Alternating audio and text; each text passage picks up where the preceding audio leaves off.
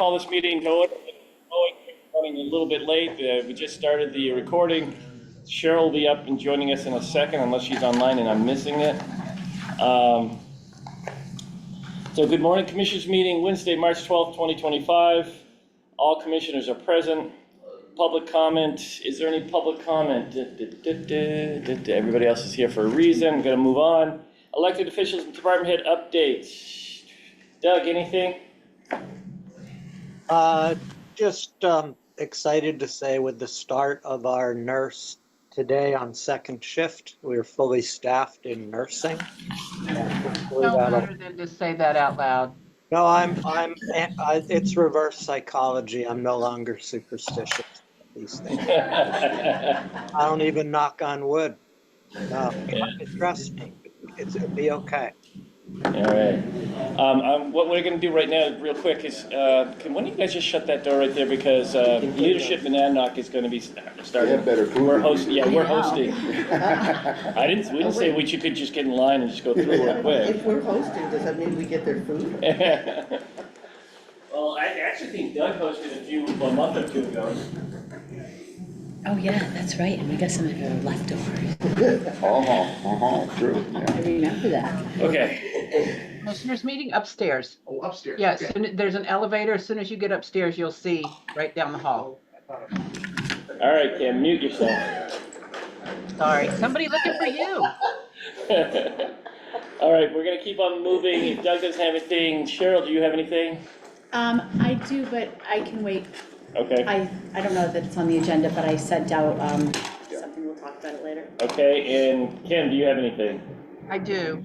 I have two non-FMLA requests. One of them is an employee up at Maplewood. You had previously granted an extension to his FMLA as he had a leg injury and hadn't healed as quickly as they thought. We're still in the same situation. He came back with a return to work note, but with restrictions that we're unable to accommodate. His next appointment is May 1st.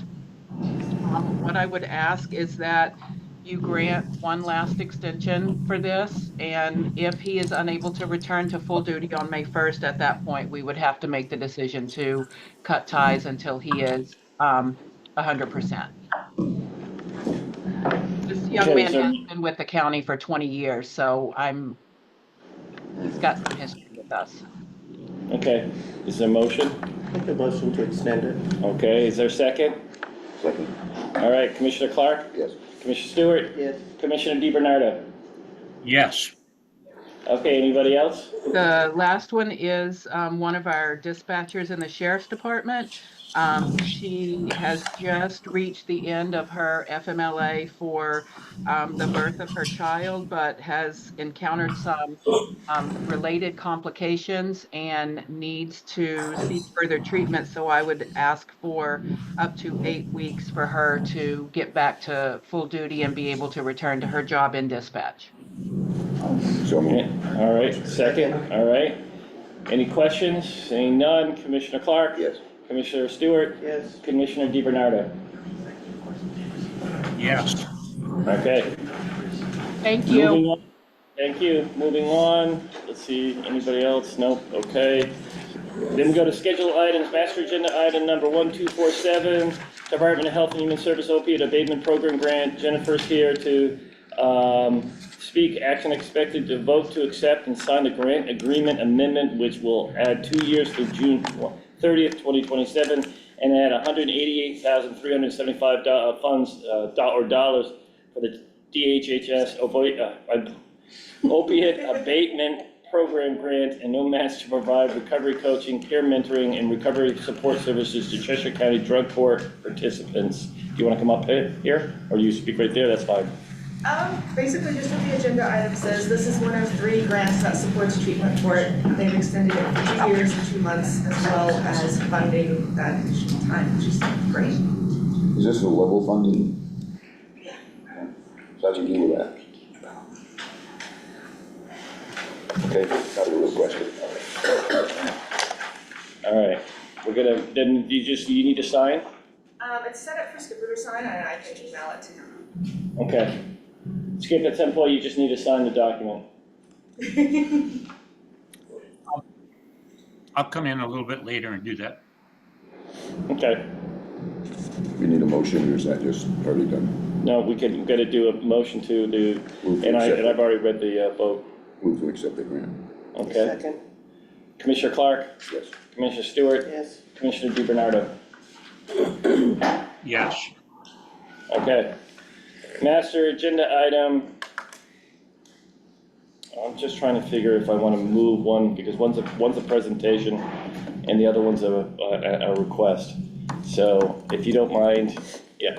I'm gonna go jump to master agenda item number 1249, Ruck Up presentation. Chris Winkler's here, action expected, receive update on and request from mission of Ruck Up.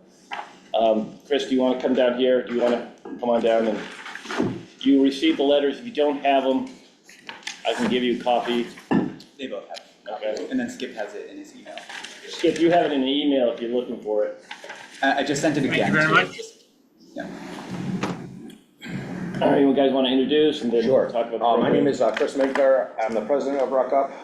This is AJ Page, who has way too many letters behind his name to let them all, but go ahead, let them know which one. I'm AJ Page, I'm the counseling director at Ruck Up, clinical mental health professional here in the state of New Hampshire, as well as a practicing licensed social worker in the state of Massachusetts. Okay, We want to just start by saying thank you very much for having us in today to talk about the needs that we're facing at Ruck Up and anything that the county and the commissioners can do to help us here. Has everybody gotten our? everybody has this. Okay, perfect. So, Ruck Up was founded roughly 15 years ago, around a picnic table by AJ and other vets. I got suckered in, remember that? Don't we all? Yes. Well, I don't know about you. We have, as you can tell here, we have our three pillars: advocacy. You know what, AJ, do you want to start with this whole thing, and then, because then I can finish off? Good morning, everybody. Again, I want to thank you for having us here, okay? Ruck Up, like Chris said, was started around a picnic table 15 years ago out at Surrey Dam Park. Literally, at that time, there was a debate whether or not the CBOC, the Clinical Outreach Center, was going to be built for the VA out on 101. What happened was this: literally a bunch of veterans got together in the park, looked at each other and went, well, damn it, if the VA isn't going to build a clinic or a vet center, we'll do it ourselves. That's literally what it boiled down to. No startup, no wherewithal. Just a lot of good people with a lot of good intentions trying to help other veterans, okay? From that point forward, it grew in leaps and bounds. Again, no startup. Everything we did was by donation. Everything we still do up till now has been grants and donations. That's it. Those three pillars that Chris mentioned, we try to keep pretty simple. And the whole basis being trying to fill the gaps where the VA and other agencies can't fill the gaps. Some of those agencies are just too big to hit everything that needs to be done. So, like Chris was talking about, the outreach portion, that's our biggest piece right now. Why? Because it's addressing that interim piece with homelessness and housing here in the state of New Hampshire, all right? People do not realize rural homelessness is one of the biggest problems across the country. Why? Cities are easy to count. I don't mean that in a cynical way, but what happens is HUD, Housing and Urban Development, only does a once a year annual survey, and that annual survey is easier to count people who are actually homeless on that one night a year. It's easier to do it there than it is to do in a rural community similar to Vermont, Massachusetts, and New Hampshire. Like it or not, when we say Mass, 2/3 of the state is still very, very rural. So it needs smaller agencies like us, and we're not the only ones out there. Gallant Few operates in Oklahoma and Texas. Resilient Warrior operates in Kentucky. It's the smaller organizations that are picking up the ball and filling the gaps. That's what we do. Literally last year alone, okay, we pushed out our doors $93,657, keeping vets and their families, or putting vets and their families in their homes. That's working in cooperation along with, so the 90 plus came out of us. The other funds to help put those people into housing came from either Easter Seals, SSVF, literally vet to vet, Friends of Veterans, other small organizations like us. even American Legions and VFWs who sometimes can't do more than $50 or $100. Sometimes it's what's necessary to get that person a first month's rent or a security deposit and get them firmly in a home. The next piece, which is the counseling pillar, comes in especially with that, because a lot of the veterans we contact or contact us that become our clients eventually become our clients in other ways. They begin mental health counseling or substance counseling. Our AA group has been steady for 15 years. If nothing else, we are one of the more regularly sought out AA groups on Monday nights out of Area 34 and District 19. Reason being, we don't do AA like everybody else does. People get a chance to talk about what drives their addictions, not just having an addiction and hi, my name is. It's what do you feel, why do you struggle, and what are you gonna do about it? Okay, and in some cases, especially for a lot of the vets through the door, they then in turn come to us for further counseling services. We do one-to-one counseling, we also do group counseling. Group is one of our biggest efforts, reason being, because again, we do not have a lot of counselors. We have myself and 2 late acts, that's licensed alcohol drug counselors, okay? Literally, a group week alone, we will see 80 to 85 vets from across 3 states coming in to see us. We have vets that literally live half an hour from White River VA and won't go there, they'll come here. We have veterans that live down south, just close to Northampton. They won't go there, they'll come here because they've realized what we help provide gives them what they had in the service. It is that team, it is that identity of tribe that we had when we were in the military. Vets alone die. There's no subtle way of putting that. It has been proven time and time again. Veterans, when they go into the military from that moment on, you're part of a section, a team, a crew, a ship, a squadron, a battalion, a brigade, part of something bigger, until the day you get out. And then that door closes and you got nothing left behind you. And for a lot of them, they also feel like they can't communicate with the people back here or the people at home because they now speak a different language, they have different traditions, they have different ideals. And now suddenly they're feeling like the most lonely people in the world. And so very obviously, many of them turn to substance, depressive issues begin to arrive, okay? And in many cases, if things have gone wrong in the military, PTSD becomes a rampant problem. And so what happens is we try to reinforce that team mentality and effort. The people that come to groups have their Tuesday group or their Wednesday group or their Thursday groups, 2 in the case of Thursdays. Why? Because we are seeing so many. Our Thursday night group alone has 17 veterans in it. Only one of them is a Vietnam vet. Every other person in that group is Iraq and Afghanistan. And the common theme is they don't feel they can talk to other people, but that there they can talk together. Instead of the normal VA 45-minute to an hour, we go sometimes 2.5 hours. They dictate the length of time for their group because it's what they need to unload with. Like I said, also going with that is the one-to-one counseling. Because in many cases, for a lot of these folks, be it 10 years, 15, 30, 40, 65 in the case of 1 or 2 of the vets, they haven't talked to anybody about this. One of the more well-known vets in our community, one of the World War II vets, had spent 65 years never telling his family what he went through in World War II. He told everybody at Ruck Up and stayed there for 8 years, and as his wife now still says, it was the best 8 years of his life. Okay, that's how important Ruck Up has become. Okay, the last piece of what we do is the advocacy piece. I can't say enough about that because it goes back to the simplicity of Maslow's hierarchy of needs. People cannot work on themselves if they're struggling and living in a box, okay? And that, like I said, is where the advocacy piece comes in. We can help put somebody in a home, we can help with the funding. Keeping them there becomes important, especially if they do not have resources. That's where we help fight the claims for VA service connection as well as Social Security disability.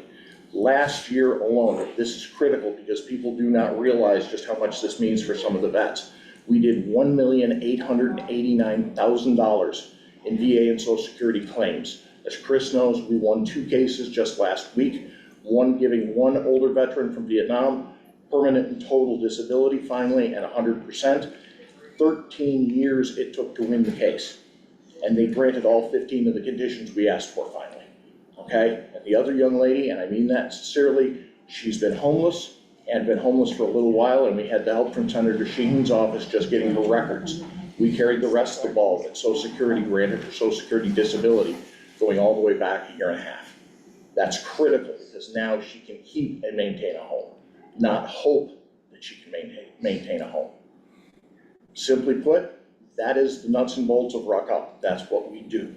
We also do a lot of other things. You've probably seen us. We're the guys in the park on Memorial Day weekend with all the candles.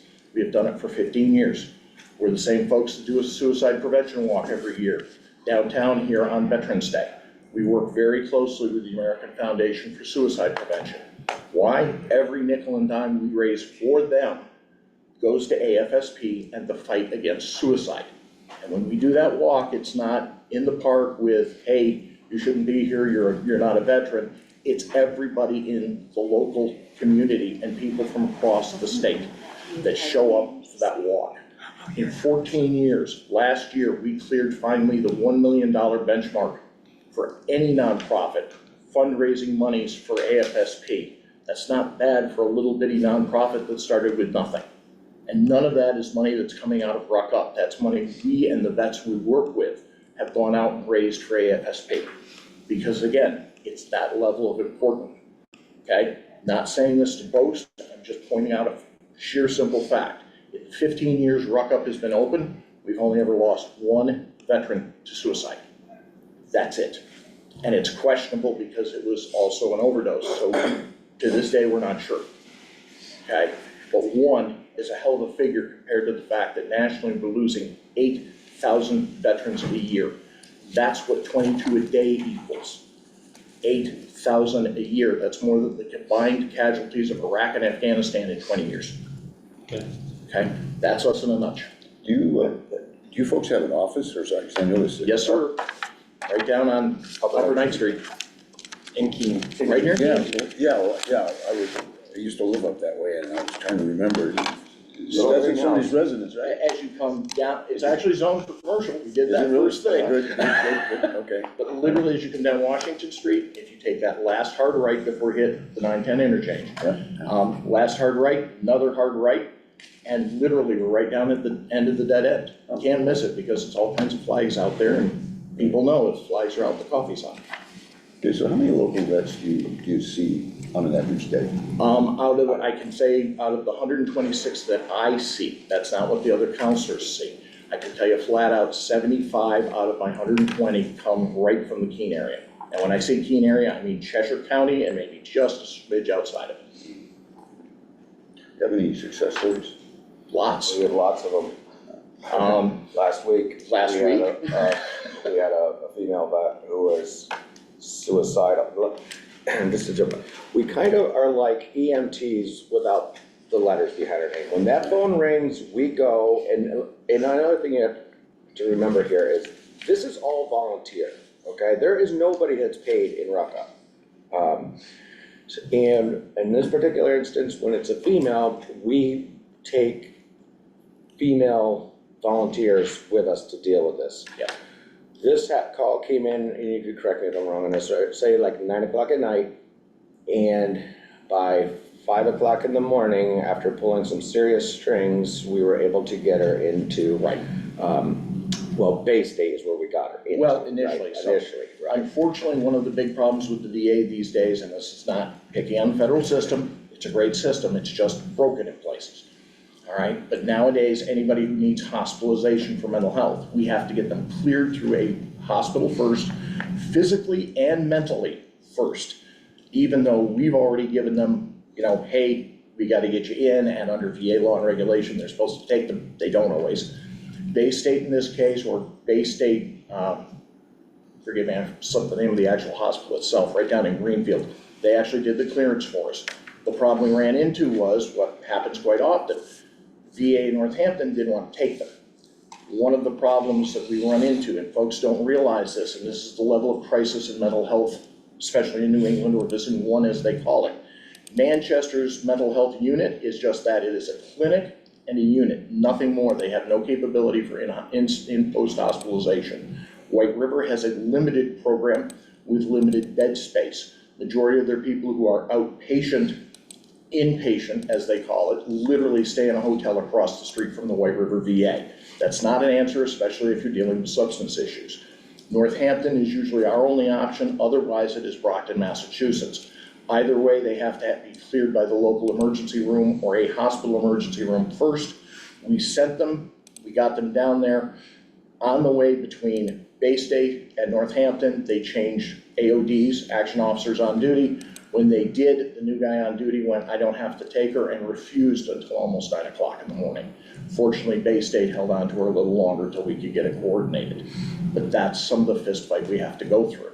And it was a simple issue of mismanagement, not on the veteran's part as much, but her mental health doctor was at VA Manchester, who was writing the scripts. Her primary care doctor was at White River, not communicating with the PC at Manchester.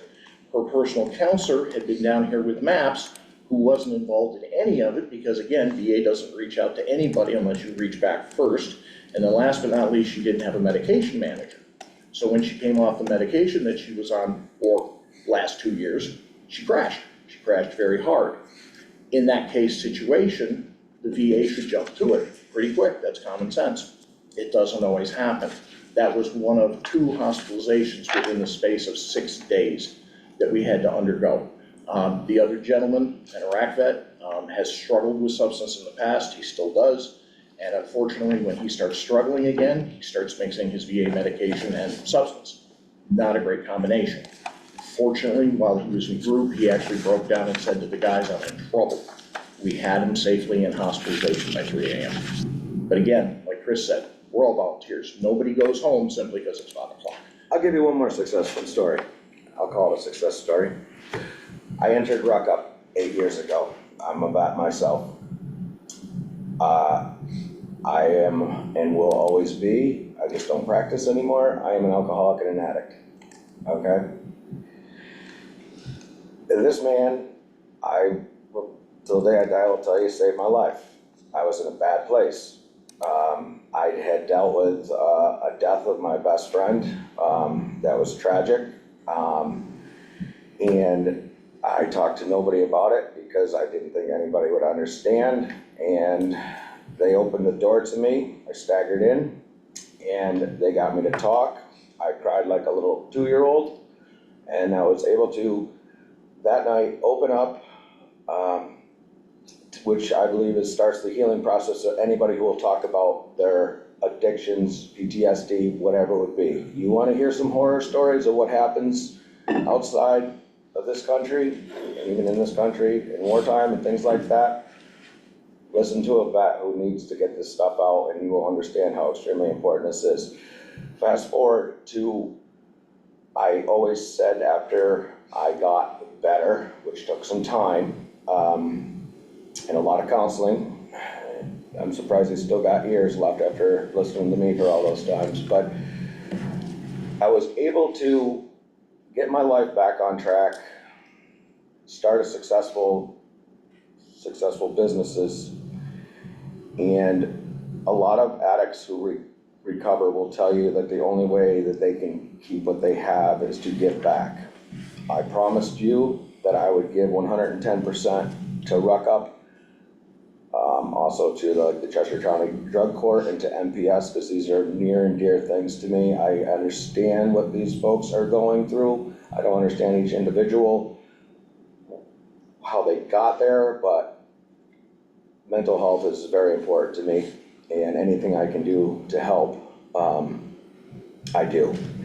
With that said, it was a goal of mine to become the president of Ruck Up and see this thing for the next 50 years. We can't do what we do on bake sales and that kind of stuff anymore.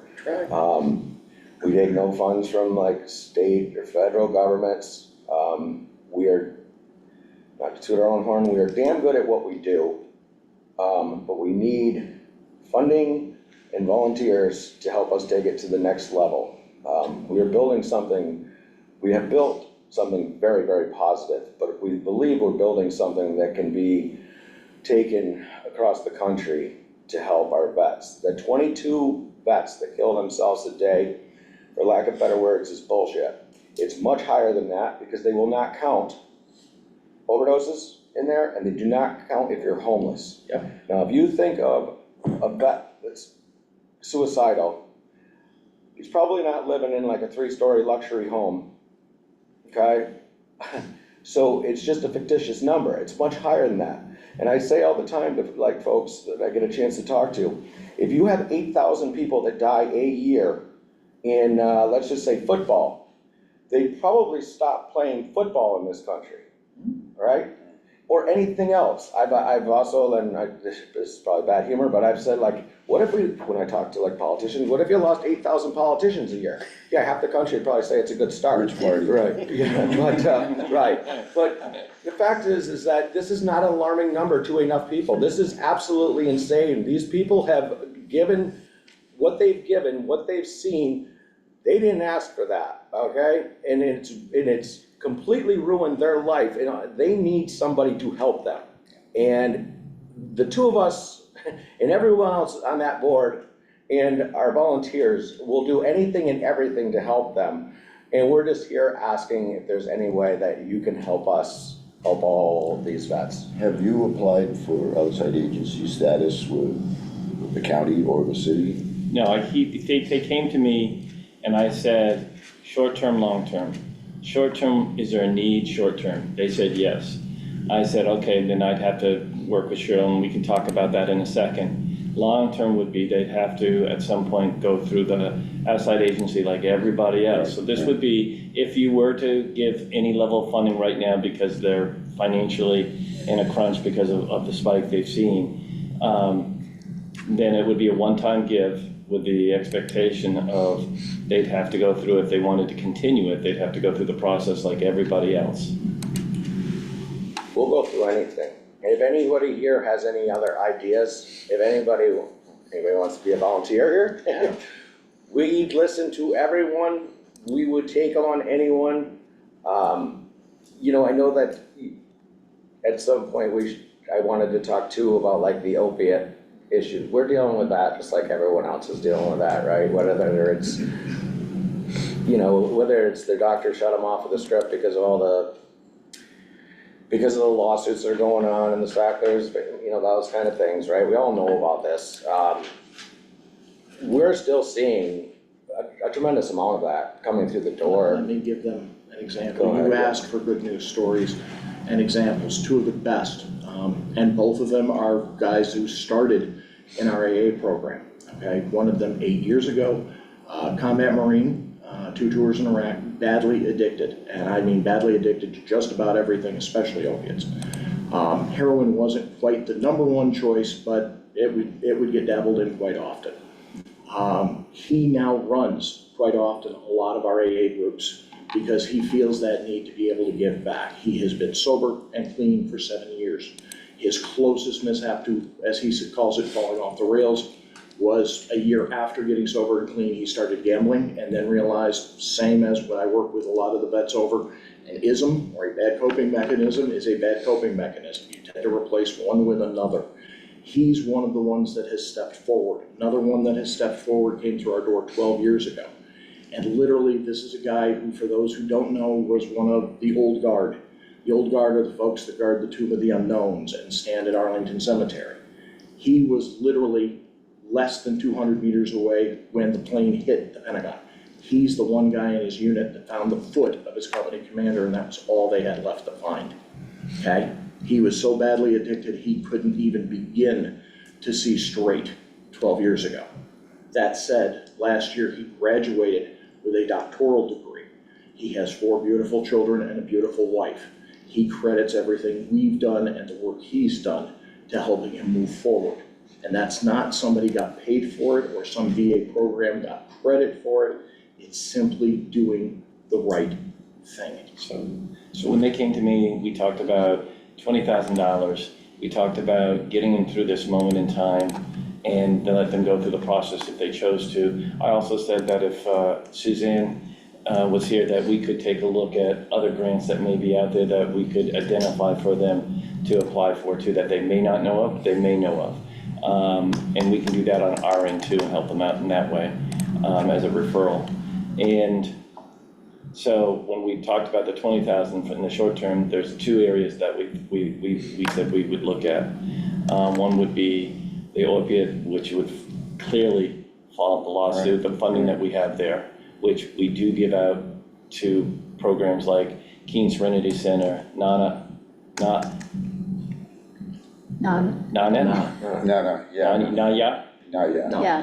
yeah. you're not alone. You You're are not not. I'm gonna alone. come up with a new name. And other programs, Reality Check in Jaffrey. And so we do that In August. and so we do, right. That the problem with the opiate is that has to be something that we would have to get approval through the delegation. Whereas the Hemingway Fund, is the commissioner's authority to do if they chose to right away. And the Hemingway Fund was put in place for situations, for healthcare purposes, for all communities. It's funny because we always have to say all communities but Marlboro, because Marlboro got their own Hemingway Fund. Yeah. But, and, so we've used that in the past when we've had situations too. It would be your call either way to do in a short-term fix, to help them out in this moment in time. And then, again, Chris could reach out to me in late July and we would tell them what the expectation would be, because usually the paperwork has to be filed in August. I'd just like to add one more thing before I forget here. And it's important that we understand, like, you see a lot of stuff on TV, like Tunnels to Tower, The Wounded Warriors, and they go on, okay? And I am not here to say knock them at all right? They were started by vets, they are our brothers and our sisters, and we give them all the credit in the world. The problem that I have with some of these organizations is when you look at their financials at the end of the year, they're all pretty much the same. 90 cents on every single dollar does not go to a vet. It goes to paid staff, it goes to parties, it goes to travel expense, it goes to a lot of things. So 10 cents on that dollar, which we're talking large numbers, I get, is all that goes to a vet. This place, Ruckup, 100% goes to a vet. There is no, we don't give out donations, like, we take them in and then we pay an electric bill only to the electric company for somebody. We'll help pay their rent if they get, in trouble. That only goes to the landlord. And the Oil, landlord has to sign for it. the saying landlord has to utility sign companies. for it. The oil that we help people with to get them through so that they're not, because it's, you wouldn't even believe the amount of vets. They have no problem with living without electric. They've lived out in the middle of nowhere without anything, right? But an M16 by their side. The heat. They won't even come and tell us that they're cold.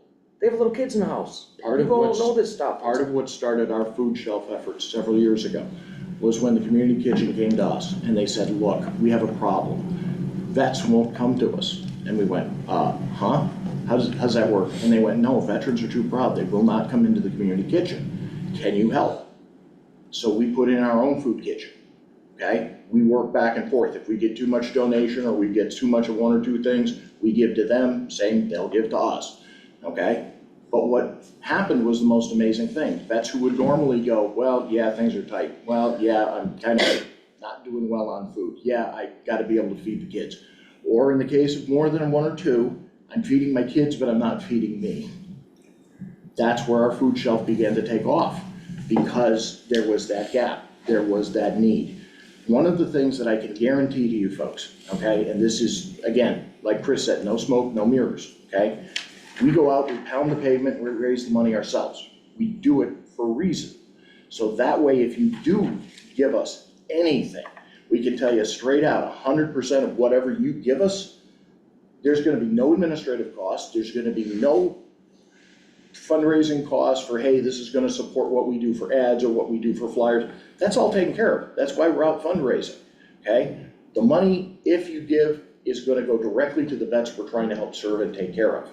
Literally, our outreach program only can give, it has a cap, the team is told on every Thursday, they can only give between $600 to $800 per veteran family. That's it. The only way it goes higher is with direct approval of no less than 7 members of the board of directors approving a higher dollar amount. And even then, like I said, we're leveraging with other agencies. We have a family right now with 3 vets in it. Dad is an Iraq, Afghanistan vet, and mom is an Army vet who's in the process of medically processing out. And their dad was literally 3-tour Vietnam Navy Seabee. They're all 3 living on the same property. They have a brand new baby in the mix, and just now the septic system decided to quit, and it's a farm. A little hard to run a farm without a septic system. So right now, it's us, Friends of Vets, Marcon Foundation, Easter Seals, all involved in this effort. We're only part of the whole bigger picture, but with all of us together, we can get things done. One of the biggest mistakes the VA has made, and it's not intentionally, their hearts and idea were in the great place, but they came up with HUD-VASH vouchers about a decade ago, which is great, because literally what it is here, landlord, we're gonna give you first month and security, and don't worry, we're gonna continue to pay rent on this person for X number of months. Problem is, the VA forgets to pay the bills. And so what happens is the vet winds up with another black mark on their background for landlords. They get booted out of housing, and it's that much more harder for them to find stable housing. And we're back starting all over again. Whatever you give, we can guarantee you is gonna go where it has to go. Our job is fight in the trenches. All we're asking is the support. So the process. Skip, do you have any questions? Skipper, do you have any questions?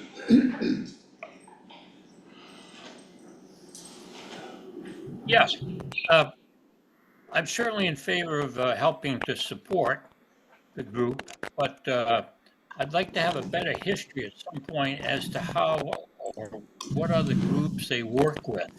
Because there are several other groups out there that are trying to help, and I'm just curious, Ruckup's familiar with ClearPath Veterans?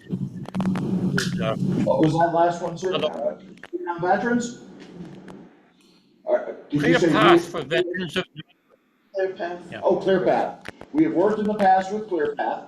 One of the problems, so to speak, and it's not a big one, ClearPath has a tendency, they'll do full shot security and rent. So we don't usually get involved too deeply with a security rent issue when they've got the ball. But very often we'll pick up with a utility or with repairs in some cases for a homestead where they're taking care of the rent and security issues. Very well. It's just nice to know that you're working with the other organizations that are out there. Yes, sir. Part of that too, and again, the reason I didn't do the whole list is because it's extremely lengthy. There are veteran organizations completely not just around this state, but all of New England. We work with very closely. We had a family of 5 that ran into problems this last weekend. And literally trying to get oil to them on a weekend was difficult, but it became us, Freedom Fuels, who nobody has ever really heard of because they're even smaller than we are, and Friends of Veterans. Again, it's the effort between all the organizations we can reach out to. We spend a lot of time on the phone. Very well. Are you also familiar with the CVMA Combat Veterans Yes, we are, sir. As a matter of Association? fact, they're hosting a motorcycle ride for us in July. And that's All right, CVMA because- too. Yeah, because they contributed money also to other vets for fuel and housing and what have you. All right, as long as we're all working together, I certainly would Yes, sir. support some financial support for the group. So, just Terry, you can make a decision now, but a lot of times what we do is we hear from the individuals and then later on in the meeting, you guys are able to discuss it, and then I get back to Chris with the decision on how to move forward. Can I just add one more thing? I know we've probably gone past our time. So, just so when AJ was talking about the basically $650 to $800 that we can, okay, we want nothing more than to see that number go up. You know, it's not enough, but it's something, folks, okay? But from time to time, and these are usually in the middle of the night, we get these calls and stuff, we know we have to do more. And I just want to leave you with like this thought. on one in particular that I can remember. A husband and wife, 3 children. The husband doesn't let the family know because he's a vet and feels he's let them down, and does not pay the mortgage because he didn't have it for going on 5 months. Had that vet reached out to us, we would have worked with that bank, kept them in the house and this and that. He decided to go another route and shot himself right before Christmas, okay? In this particular case, we needed a lot more money than that to, one, keep the kids and the mom in that house and make sure that, as bad as it was, they still had a Christmas, all right? We lost a brother, which is awful. But this is just an example how vets will not reach out sometimes. And we have to find this stuff out, because this is totally unnecessary that we had to go down this route. He's a great guy. You never would have known you saw him on the street. He's just too goddamn proud. And we could have fixed all this stuff for him. I mean, you know, and this is the stuff that we deal with. And we're not asking you to see any of the trauma that we see. We'll deal with that. We're good at that. Or we've each been taught to how to deal with that somewhat, right? You're good in there. Yeah. But like, I can't stress enough, anything you can do is be greatly appreciated. We can show you where it went. And I believe we all, you know, deep down inside, all want to help. And I know that Chris he's been wonderful. He allowed me just to come talk to him, and that was all I asked. So for us to be able to be here in a conference room, it's huge for us. Yeah.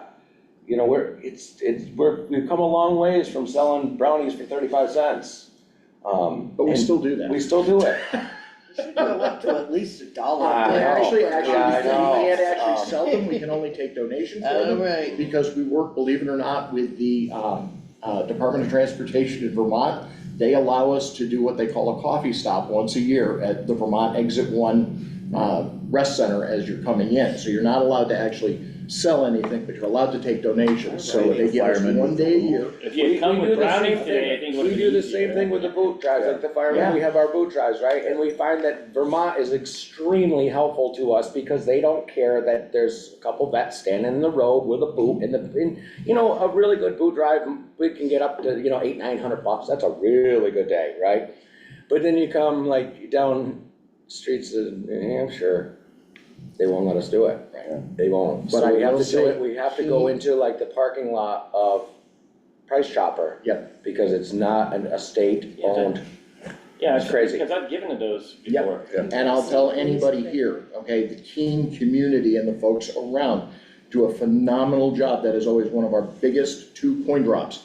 Every single year, people look for us on Memorial Day weekend because they know where that money's going. Yeah. All right, and that's the key piece behind all of this. You don't have to worry that we're talking a program where it's gonna pay directors or it's gonna pay $8,000 to make sure that the building is still standing for capital. This is gonna go help vets. It's that simple. And we track it and we monitor every nickel and dime. We match everything we give. That's the whole point behind the leveraging. We're literally saying in some cases to, for example, vet to vets or the non-knights, okay, guys, you know, we can do 1,000 with the approval of the board. Can you match us or can you beat us? And every single time, every organization we talk to matches us or beats us. I only have one more question. Yes, sir. What does ruck up mean? Old infantry term. Am I correct, sir? Literally, old infantry term, that when your first sergeant or platoon sergeant is walking down the line, when everybody's off the side of the road taking a break or taking a rest, or as we used to call it in the infantry and the engineers, doing the rucksack flop. When he says to everybody, all right, guys, time to ruck up. That's what it means, get back on your feet and get going again. That's why, can I borrow your hand? The symbol, I learned from Tim Beebe at the Vet Center 25 years ago when I first came off active duty. That is the most powerful statement. That's why it's right on our logo. That's the most powerful statement between 2 vets because it's one helping another get back on their feet. No handouts, just handouts. Yep. And a rucksack is what, Yeah, I understand. yeah. Yeah. Is there any vets? Yeah, I was in the 82nd Airborne, but Well, I you never guys heard jumped on a the perfectly good 3rd and airplane, 3/5. yeah. Yeah, jungle training in Panama, yeah. Fort Johnson, yeah. Fort Sherman by the time I Yeah, did it, yeah. Wow. Skip us too. Skip, you were in the, I spent You're 4 the years lead. in the Corps. Semper Fi, hoorah. I spent Semper Fi. Thanks for the work you do, guys. Thank you for your service. all right. So I'll get back to you guys, with a decision. Probably by the end of the day, Perfect. okay? So you do think it'll be the 5 million? Yeah, just check your account, it'll be there. Bear with me a minute. Dude, For your service too. What about what? that, Chris, thank you very much. Thank you all. Thank you. filing cabinet. That's exactly the whole point. We're What sorry about if we we, get a ditty bag or something? Well, no longer than that's why the name of the place is Rock Up. And I apologize. Patrick, you working with them In too? that regard. Thank you. I know Chris. Okay. So I'm gonna call him and see if Please he do. can come and Yeah. get a couple of words. Great. Happy to do it now. Thank you. Just a little fair State of warning. the art We are going to presentation, be when I say playing my we- kicker the next week. That's doing a groin surgery. So we're ready. All right, very good. Thank you, ma'am. Thank you again, sir. Thank you. Thank you very much for coming. Thank you. Appreciate it. All the way. Thank you again, Chris. No problem. Thank you, folks. you got anything, we can go right out this door. You can go right out that door. We gotta open it. Oh, yeah, I got it. Thank you. Yeah. Just leave it open a little bit, yeah. Now that they're in the meeting, I think that should be fine. Okay, we're gonna move on. Thanks for your patience, guys. You crying? Quite the, Yeah. quite the presentation. Yes, so master agenda item number 1248, transit project presentation. Terry Johnson's here today, action expected to receive an update on the ongoing transportation project from Southwest Regional Planning Commission. This is something that we've been talking about in our meetings, and they are going to be invited next week, on the 24th, to present to the delegation. We did this a year ago with Luca and the Monadnock Collaborative, and so we thought we wanted to come here first before they go to the delegation and just hear the work that they're doing, because it would have an effect on what we do moving forward too. Chris, should we sit back here or there or? Up here is fine, just because for people here that are online. So Chris, actually JB is gonna be, we're gonna tag team on the presentation today, so. You can do whatever you need to do. You just are a tag team. Well, thanks a lot for having us today. Nice to see everybody this morning. In case you don't already know me, I think I know most people in the room. My name is JB Mack. I'm the Assistant Director at Southwest Region Planning Commission. And I've been working on transportation planning as a professional for almost 25 years now. So this topic presentation tonight is near and dear, this morning is near and dear to my heart. I'm going to be presenting along with Terry Johnson, who is serving as our Regional Mobility Manager in this region. And he's going to join me on the presentation later on. I want to recognize that a lot of the work that we're going to present today is based on working with project advisory committees. These are key stakeholders in the region that have taken an interest in transit, as well as some transit consultants, people that have a lot of experience working around the country on transit issues, including VIA and Stedman Hill Consulting. Since we have a short amount of time today, our preference, this is your meeting, but is maybe hold questions to the end, because we were thinking that this would be kind of a short presentation. So today, our intent is to answer 5 fundamental questions, plus any additional questions that you may have. First, we want to inform you about a project that we've been working on we're calling a next generation transit system that would serve the needs of Monadnock region communities and residents. I'm confused where to point this like. We want to explain why a better transit system is needed. We have transit today, but we feel that a better transit system is needed, and that's been supported by the people that we've been working with. We want to provide an overview of Greater Keene, what's happening with transit today, so you have a general understanding of where transit is in our region. And we want to demonstrate, I think I'm gonna stand up actually, if that's okay, Chris, does that work for you? You're allowed. Okay. Just so I can see at the same time. Demonstrate why Cheshire County is ideally suited to be a potential sponsor for such a service. And then finally, we'd be happy to take any questions that you have. So here's a map of the Southwest region. The Monadnock region, as we're calling it, is really Cheshire County and Western Hillsborough County for your reference. We're showing Cheshire County boundaries there. The services that we have operating in this area are fairly minimal. In Keene, we have home healthcare, hospice, and community services provides City Express. You can see in the burgundy there is their City Express route that's open, that operates Monday through Fridays, and it's open to the general public. They also operate something called the Friendly Bus, which is kind of roams in the city of Keene itself, and provides rides to seniors 60 and over for things like medical appointments, shopping, and those kinds of things. In addition, we have a little bit of transit on the western edge of our region and the county. Hinsdale actually has a little bit of service that they get from the Mover, which is a Vermont-based transit agency. And in Walpole, there's a little bit of a service from the Mover as well that comes into sort of Walpole area, the far western part of Walpole. That's primarily designed to serve Vermont residents, though, to sort of help them with shopping needs in New Hampshire, in tax-free New Hampshire. And then what we're showing here is just the intercity bus route that Greyhound currently operates through our region. It's a kind of public transit that's available in our region.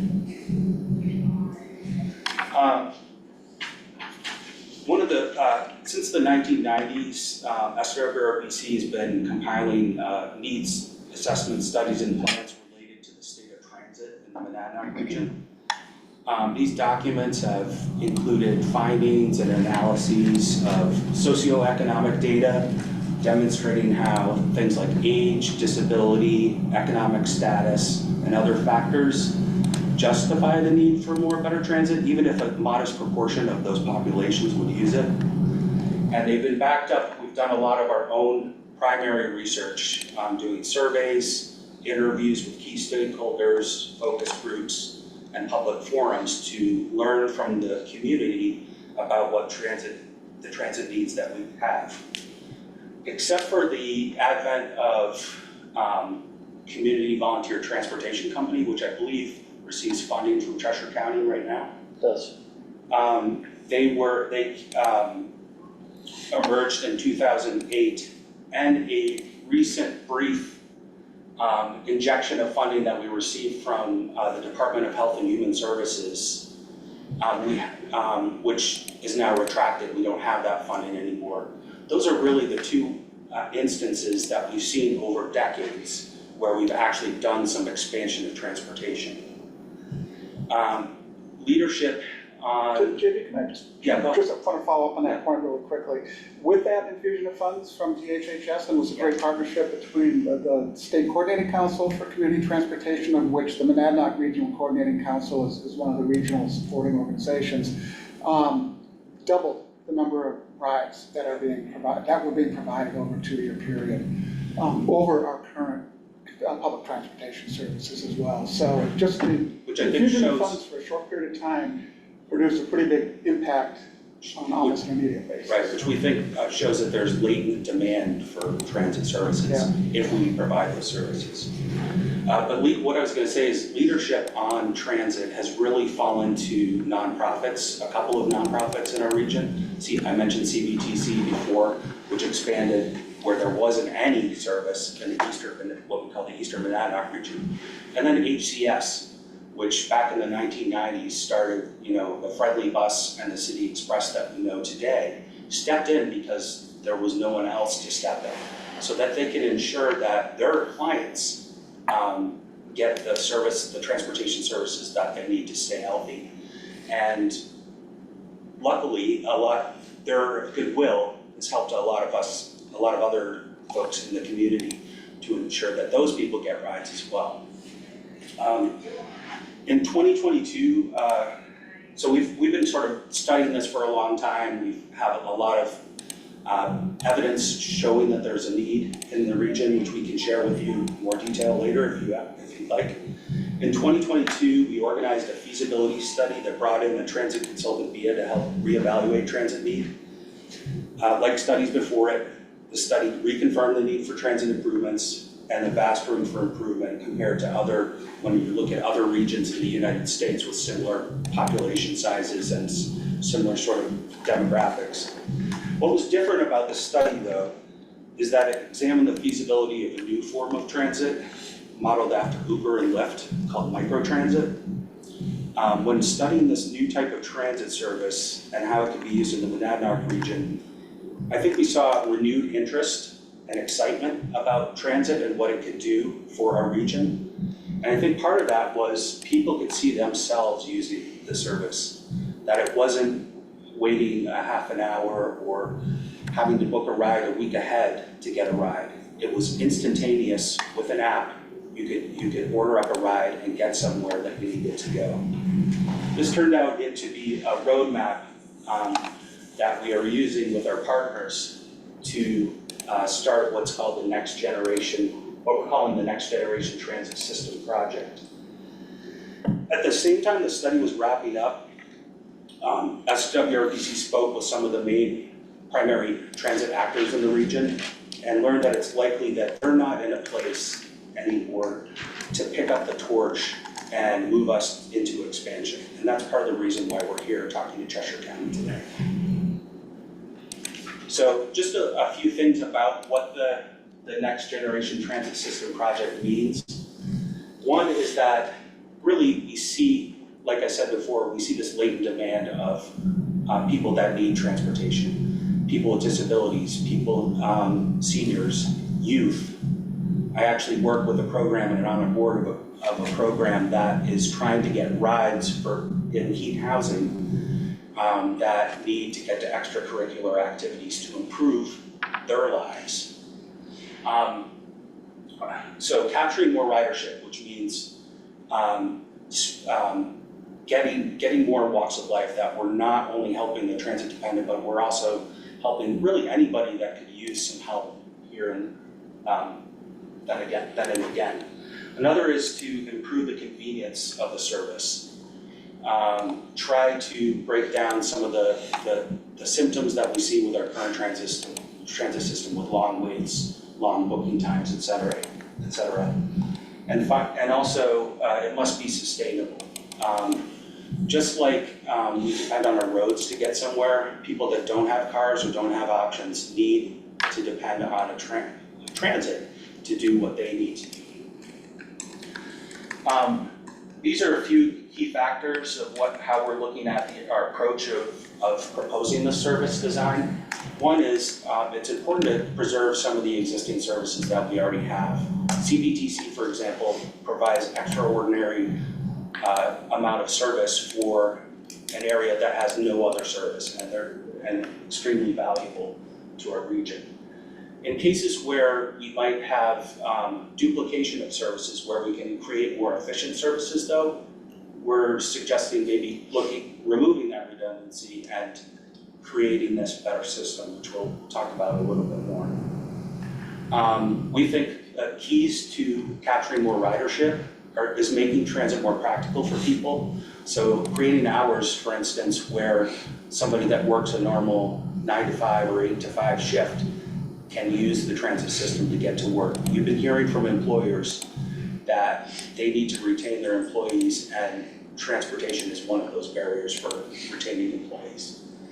We feel that there's a need and there's an interest certainly across the region for expanding transit service around the region. We're hearing from people in Jaffrey, Peterborough. We need this, we want this. We have aging populations that need this kind of service. But we think, to be realistic here, we have to really phase improvements. Start maybe a little bit small, start modest, and then see how that goes, and then work our way up. Some really important pieces to this, we think, to make this successful is to foster more partnerships. So as an example, HCS over the years, they used to have funding from the City of Keene, Cheshire Medical Center, Keene State College, Keene Housing, Southwestern Community Services, I believe. Several of those organizations have dropped out. That support has eroded over the years. And they simply just don't have the resources to keep going back and asking for funding. And what that has done is actually eroded the service. We've seen ridership levels in Keene drop. It was about 50,000 when Keene State was working with HCS, and now it's about 30, a little bit over 29,000. Significant drop. We need to identify a sponsor, somebody that's interested in sort of being a champion of this event, and we're looking at Cheshire County and some other organizations as possibilities to be a sponsor. That doesn't necessarily mean operating the system yourself, but it could mean taking in the grant funds to maintain the service, or working with a contractor that provides the services. And then finally, we think microtransit, as I said earlier, is another key element. So what is microtransit? I said before, it's like Lyft and Uber, except that you're sharing rides with other people on a route. So what happens is you request a ride by phone or mobile app. That information goes into an algorithm that looks at other ride requests that are coming in at the same time, and based on a set of rules, will determine what the best rides should be joined together. So, and one of the things that's looked at in the algorithm is actually, can we make sure that every person that requests a ride, it's not going to be longer than 15 or 20 minutes. So it does the calculations of the origin and destination that person has, and groups it with others to make sure that everybody's getting a convenient ride. You then pick up the rider, you pick up people along the way if they're going in the same direction, and then drop off the rider. Some of the real benefits to this is that there's real-time vehicle location notices. So using an app, for instance, you can see exactly where the bus is and when it would arrive. All of this is done in a zone, so it's limited to a zone, a place where rides, origins, and destinations are part of your trip. And this tends to be we think, better suited for a rural or suburban built environment like we have, where origins and destinations are spread out. Everybody's kind of going in different directions here. We're not like a big city like New York City, where fixed route is the best way to go, where you have lots of density in one place and everybody going down the corridor to get off at a stop down the way. And this has been successfully implemented across the USA, including recently in Brattleboro. And here's just a picture of the app, what it might look like if you were to use it. Now, for those that are uncomfortable with technology, there's also a call center option. That's what a lot of people use today to get rides. So let's talk about the service. There are lots of different ways that we can improve service. We have limited time today, and what we decided to do is kind of present modest improvements to the existing transit system today. And one of the great things about this project is we're able to provide some performance measures of how well we think it's going to do based on other experiences that we've seen in the country and how much it would cost. So right now in the Keene area, where the City Express is operating from 8 to 4:30 p.m. on weekdays, we're suggesting to expand hours, as I noted before, to 7 to 6, so you're helping more workers. Ridership estimates right now, as Terry said, is about 29,000 people are getting served today for about $650,000. With this new roaming, expanded territory and expanded hours, we estimate, and this is sort of a medium estimate, we have low, medium, high estimates, that we can get to about 64,000 people per year for a modest increase in annual operating cost. This is the zone, the microtransit zone that we proposed. It kind of looks like it's a weird shape, like a rooster head or something.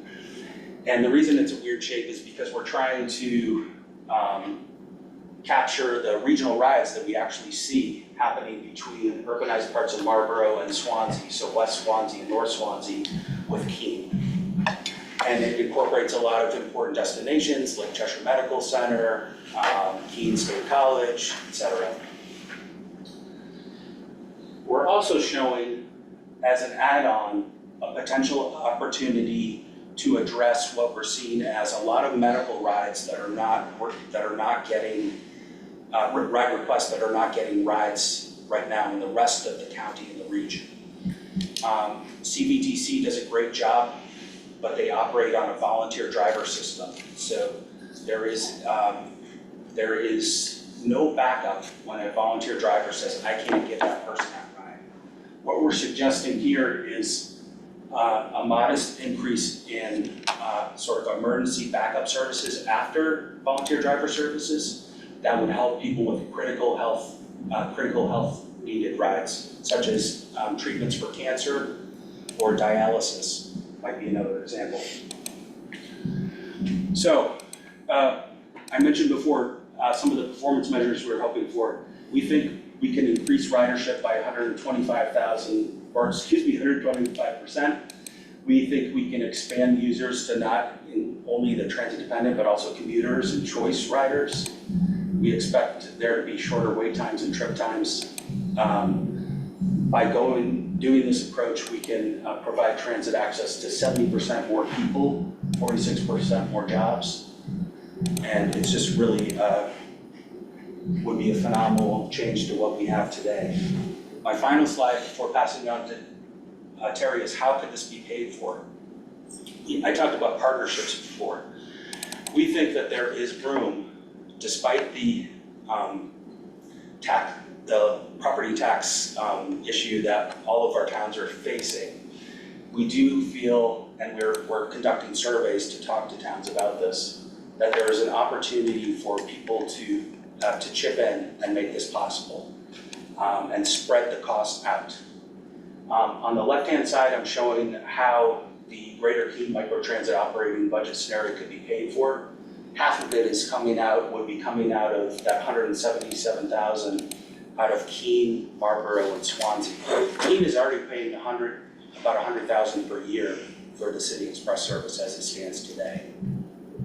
And this would be an extreme improvement, so it's not outlandish to think that they might put in a little bit more money to have a much higher performing service. In this instance, Cheshire County is paying about 20% of the budget. That's in blue at about 71,000. We're showing institutions and other as well. We think we can bring back, HCS, for instance, is putting in about $100,000 of its own funds right now to keep the system going. We expect that organizations like that would continue to put in funds. And institutions like Keene State College or Cheshire Medical Center could be big, important institutional partners. The other is meant to signify fair revenue, advertising, things of that nature to pick up additional revenue to pay for the service. On the right-hand side, I'm showing a little bit bigger budget, 1.1 million. And you can see in this case, we've got Keene, Marlborough, and Swansea paying us the same amount for greater route transit. But this time we have all the other municipalities in the region that would be a tall order, but putting in match, perhaps if the Cheshire County put in some funds to help fund that critical care system. And that amounts to anything from $100 per year for the smaller communities, if you look at it by population, proportionally by population, to about $3,000 and like Peterborough would be putting in per year. And then finally, we've got institutions involved in that. I've gone way over again, Terry, and I'm going to pass it on to you. We'll speed through this. What I wanted to do is just follow up with some of the benefits that will result from the system, talk a little bit more about the funding that can come from other sources as well, and then why Cheshire County could be a good fit for sponsoring the system as well too. You're already providing a lot of support for community transportation within the region. But I did want to highlight that 2 state budget cycles ago, and even prior to that, the state was not kicking in any funding for transit operating services whatsoever. And due to a really strong advocacy effort by the New Hampshire Public Transportation Coalition, of which I was involved in advocating as well, and I want to just really step back and say that 2 budget cycles ago, the state did kick in $400,000, really $200,000 per year to support transit services, and that's for every transit agency that's around the state and operating revenues. That, because of the advocacy efforts, increased to 1.7 million. It's still not a lot, but it increased, and so it does show that there at least is beginning to be some appetite, knowing that New Hampshire, prior to 2 budget cycles ago, ranked 49th in the nation in terms of providing revenues for public transit. We moved up maybe a spot or so. We still rank last of all the New England states in terms of what we provide less than $1 per capita for transit services, whereas Massachusetts is like 300 and something. So this go around, right now as we're speaking, there's a push to increase the state contribution to up to 7.5 million. So gradually that's happening, realizing we're in a tough funding environment right now, and a tough environment overall. I just wanted to, when we're looking at, some of the fillers that we need to put in place funding-wise to cover the additional costs for the transit system, there is some state interest now in providing better support. The Cooperative Alliance for Seacoast Transportation, which is the Seacoast Region transit provider, they did a study in 2021 because they really wanted to make the case that there is an economic impact of the transit services that are being provided. And so what they noted in their study was that for every $1 that was invested by the municipalities and federal funds and state funds, et cetera, into Coast to provide transit services, there was a $4 return on investment to the greater economy of the region. And that added up to roughly 14.2 million in terms of effects of the transit services within the region. And those effects were, in 3 main areas. They were direct effects, which basically are the effects of, Coast itself, hiring people, and the impact of the revenue that they're putting out to support services that support Coast. Indirect effects are the impacts of, basically the employee spending from Coast in the economy, as well as revenues that are passed on to contractors that are servicing their buses and providing other support services to Coast spending as well within the region. And then the induced effects of all the partners of Coast that are spending money within the region as well. So, we're operating under the assumption that some of that is occurring. We don't have the data right now, but could we have a similar impact, with expanded transit services within the region. But then there's what are the benefits to the population, the households, basically. And there was a study that was done, economic expenditure study that was done that showed that households who use transit versus using a car at all can save up to $12,000 budget-wise per year. We know that this system may not be able to cause a widespread impact like that, but for those who are able to give up even one car, that's going to produce a net budget improvement for them. And while transit services, since 2020 or 2019, have pretty much remained throughout the nation. This has remained at a steady state. As you can see, car purchase prices, both for used and new cars, have gone up. And of course, 2023, this is the cost of gas went up 25%. So it costs a lot to operate a car. And so, in terms of Cheshire County's involvement heretofore, you've been an amazing champion for public transportation in the region. And one, you're providing transportation services through the Department of Corrections, through the treatment court, and other programs like Connected Families to help people that are participating in those programs get to the services that they need. You served as the lead agency for the Monadnock Regional Coordinating Council since it was established. That means the federal 5310 funds that are flowing through NHD DOT come through Cheshire County, and then those are subgranted to HCS and CPTC and Keene Senior Center to provide transportation services to our population. And then, of course, you've established Cheshire EMS, which is providing non-emergency and emergency medical services for the region. And I don't have the numbers. Oops, what happened to that? The numbers in terms of rides that are provided for that, but I know there is a lot of transportation. So why would it make sense for Cheshire County to potentially be the sponsor for this system?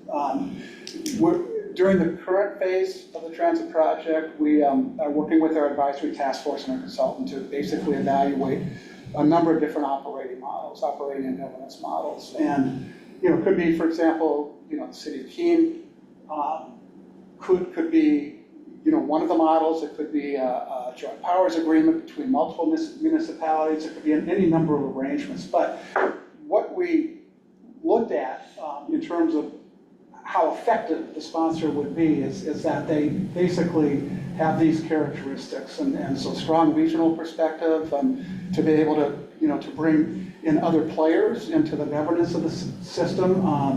Obviously, the ability to achieve sustainable funding on your own, but with support from partners and contributors within the system, both through the federal grants that you would manage, as well as your grants management department. Existing staff, you already have, if you were to take on the system and manage it yourself, you have experience with that. You have, institutionalized experience with managing some pretty big programs through Cheshire County, and of course you're very seasoned at managing federal funds, federal transportation funds. So we've had 3 rounds. Our organization has been able to bring in 3 rounds of 2-year rounds of funding for the study, for the current transit project that we're working on, and we just landed another 5305 grant through the Department of Transportation to provide technical support and assistance to help stand up this transit system. And we're not talking about this happening tomorrow or overnight, where obviously we realize there's a budget cycle that has to be considered with the county, and there needs to be a case made for that as well to the delegation. But we're probably at the very earliest looking at fiscal year 27, probably at the earliest, to try to get the system up and running. And so I just wanted to highlight some of the other benefits that might occur to the county as well. And currently, thanks to Jen and through conversations that JB and I had with Doug at the Department of Corrections and me with Allison at treatment court, we learned, and looking at some of the data, that the county's currently providing over 1,000 trips per year, at least in fiscal year '24, to support folks that are participating in those programs. So we think with expanded transit services that could take some of the load, or a lot of the load, hopefully, off of Cheshire County's plate, which in turn would create overall efficiencies within the departments. It would increase program compliance. You know, when I talked to Allison, she said that, especially for participants in the treatment court that don't have driver's licenses, they more often miss appointments than others do. So hopefully there would be better compliance.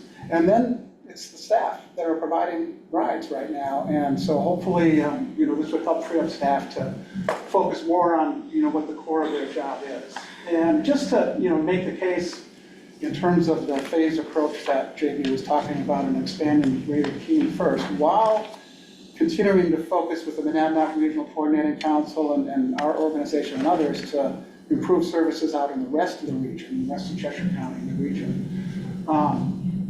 The Greater Keene area would serve a big chunk of Cheshire County's population that Cheshire County encompasses. And in terms of, you know, the property tax apportionments that Cheshire County is getting, so between Keene and Marlborough and Swansea, it amounts to about 34% of the overall apportionments that they get. And so JB and I and our team, Jason and Chloe, are always available to answer questions, but I did want to stop there and throw it out for questions or comments, and know that we, you know, we will probably come before you again at some point in the future. So I do have questions. Yeah. What specifically are you asking us to do for you? And how much is it going to cost us? Yeah, so we are actually, so HCS, as JB said, is currently sponsored. Can you tell me what HCS is? Oh, yeah, Home Health Care, Hospice, and Community Services. Correct. So they primarily provide. I know who they are. Okay, great.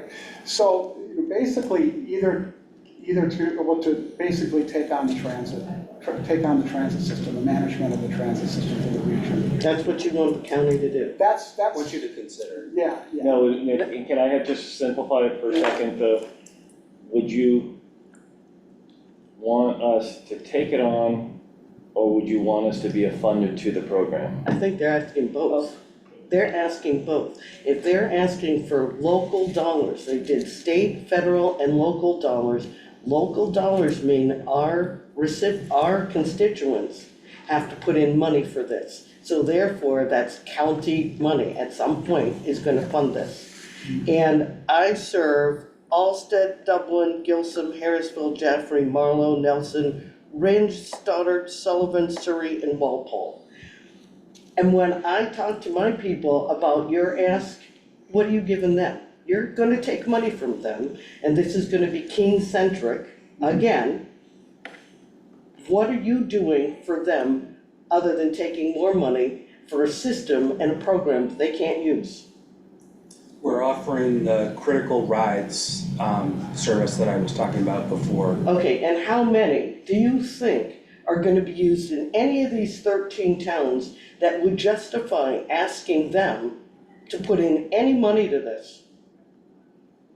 Because it's helping the residents that need. How many residents? Think of these 13 towns. How many of these 13 towns would be using or have used that ride program? We can provide you some numbers. Okay, so the thing is if it's 5 per town, but you're asking them to fund majorly a thing that they will never use, I am not going to support that in any way, shape, or form.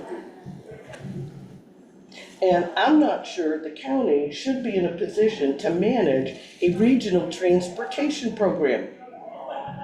I'm not sure that's a county job to do. Yeah. And so the other thing is, you know, our communities outside of the urban ones you talked about are all very rural. If you're talking about a town that has 700 and some people, this is not reality for them. Your focus seems to be on, you know, Keene and how you can better serve the Keene population, and I can appreciate that. There's nothing wrong with public transportation. I think it's an important component, but this doesn't serve the county. This serves a few communities. And you're asking other counties to once again fund something that is Keene-centric.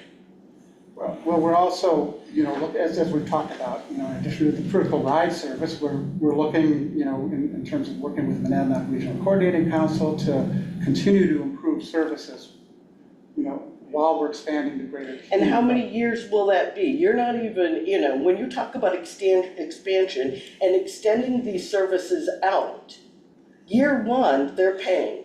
Year two, they're paying. Maybe you can get to them in year 7, but they've paid all these years for service that they are not gonna benefit from. And when you talk about hardships financially with all the cuts that are coming and all the increases in property taxes, you're asking people to once again give more money for something that is not gonna serve their community when every town's budget is going up. I'm not sure how realistic of an ask that is for my small communities. Yeah, I mean, we anticipated that there would be this question, this concern, actually. And the fact is, when we're trying to develop a transit system, you can't do everything all at once. But you're still asking them to Well, so let me give you an Let me be example. clear about what we're asking. We're asking, yes, we are asking that Cheshire consider, and this is one scenario. There could be a scenario where Cheshire County doesn't put in any money. But you want them to put in staff and management. Well, actually, no, one of the things I said was that there could be an opportunity to bring in a contractor that does that work, that people And can who would fund specialize in that? this service. And how long will it take this particular example that you're putting together to be self-sufficient, to financially support itself? Okay, that's a common question for public transit. Public transit is always subsidized. It's the idea, our system of transportation in our region is completely private. Everyone, Terry showed numbers earlier, every household is putting in, on average, about $12,000 of their own household budget into having at least 2 cars, paying for auto insurance, paying for maintenance and all those kinds of things. What this does is actually brings government funds together, pool them to create a less expensive option for people that they can use, that people can actually save money on. Okay, so somebody who needs to take their children to Little League is gonna give up a car and put them on public transportation and get them to Little League in a rural environment? This does not fit how people live outside of Keene. I have 3 cars. And there's only 2 of us. My husband commutes 500 miles a week. This is gonna do nothing for us. Right. But you're asking people like me in Ringe, where I live, right, to keep ponying money up, whether it's the county managing it, that is a cost to the taxpayer to have the county provide a service. Right. What I would say is that not everybody's gonna use the public transit system, that's true.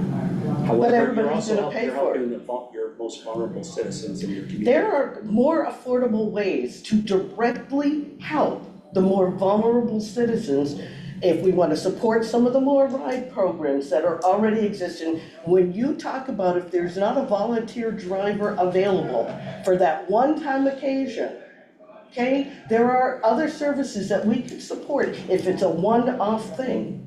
But to put a whole thing in place for that off chance that somebody in my 13 towns is gonna use it, no. No, I will not support it. Skip, do you have any questions? Should we turn this off? Yeah, why don't we do that? No, Can not we do at, that? not at this, Okay. no. I don't have We any hadn't been- questions we at hadn't been looking at this. you. We hadn't been looking at you because we had The screen was off for on the screen, so- presentation. All right. Do you have no questions at this time? That's what he said, yeah. All right. I have Okay, so- no questions at this time, right? Okay, so I understand that, next you're gonna go and talk to the delegation, pretty much the same presentation. Well, it might be adjusted slightly, because I Yeah, think we yeah. might have less time. And Well, that, and that this is something that, isn't happening right now. We're talking, if it happens at all, it'll be next year sometime, or even later. It's Correct. the early planning stages of discussions and such, and the discussion could be modified and changed. Correct. And that's what input, like, Yeah. Claudia just This gave you. conversation's been going on for 2 years. Yes. At least. And these points that you've made too have been brought up, teen-centric, they're understanding that it's a pilot program, understanding that I'm not, if we are to fund it, didn't want to take on the overseeing of it, and that's where we said that somebody could come in, because but I also wanted to, if we're gonna keep going down this road, if this is one idea, I'd rather present it, see what people think, and then move forward or move in a different direction. Because there are other models, the authority model. Correct, we're looking at other models. Yeah. Cheshire County is just one of the, Yeah. as Terry mentioned in one of his last slides, there's a couple of pieces that line up with Cheshire County. You have sort of a regional view of looking at issues and policy issues. You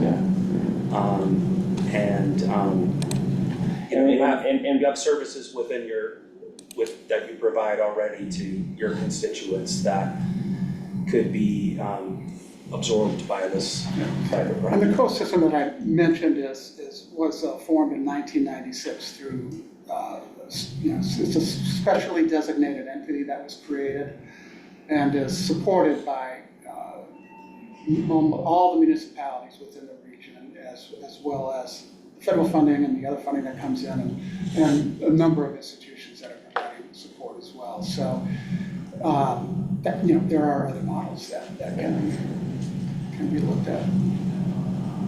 Okay. Well, as I said, I've already been involved in the last, 6 months or a year anyway, so I don't have any questions for you at this time, so. All right, Thanks. well, thank you. Appreciate the opportunity. All right, we're gonna keep on moving on. Start off with my report would be next on the agenda. I'm gonna start off with news that just broke about 5 minutes ago. Senator Shaheen will not be running again for re-election. Which I'm sort of disappointed. She's been a good friend to Cheshire County. She's been a good advocate for us when we've needed her. Is there anybody who's going to jump into the race that would also be a good advocate for the county? Not sure yet. I asked that question. I said, what's the point? Yeah. Or it's not a developed bench. Yeah. There may be people that are out there, but, like Goodlander's too new. Pappas, I don't know. And then you go down a level. Does that mean Sununu now jumps in? I don't know. I don't know. It's a lot to do with family. Yeah. Is what I've been told. And so. And is he a good advocate? Is he a good supporter of the county? No. All I care about is whoever's elected on either side of the aisle. They're gonna vote one way or the other on a lot of things, but when it comes to standing up, and that's what I always liked for the senator, she was always willing to stand up. And I've heard it time and time again. I've heard it from Portman, I've heard it from Horn. These are Republicans that have incredible admiration for her because they work alongside with her and they found common ground to do certain things together. And I've heard it from other Republicans. Collins was another one. And so that's what I'm looking for. I'm looking for somebody that isn't so lockstep with and afraid to stand out when they need to.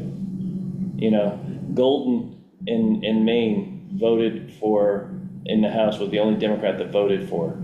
Golden didn't have to do that, but he chose to do it for what his reasons. I respect that. I don't have to always agree with somebody, but I respect that he bucked his party to say, this is what I think is the right thing to do. So that's all I'm looking for. Somebody we're supposed to be independent thinkers here in New Hampshire. And so I don't want somebody Is she to up this just get year? agenda. 2024, 26, I mean, 26. We're Midterm. going back in time. Midterm, yeah, Right. midterm, yeah. It's, So and just- that is gonna create such a flurry.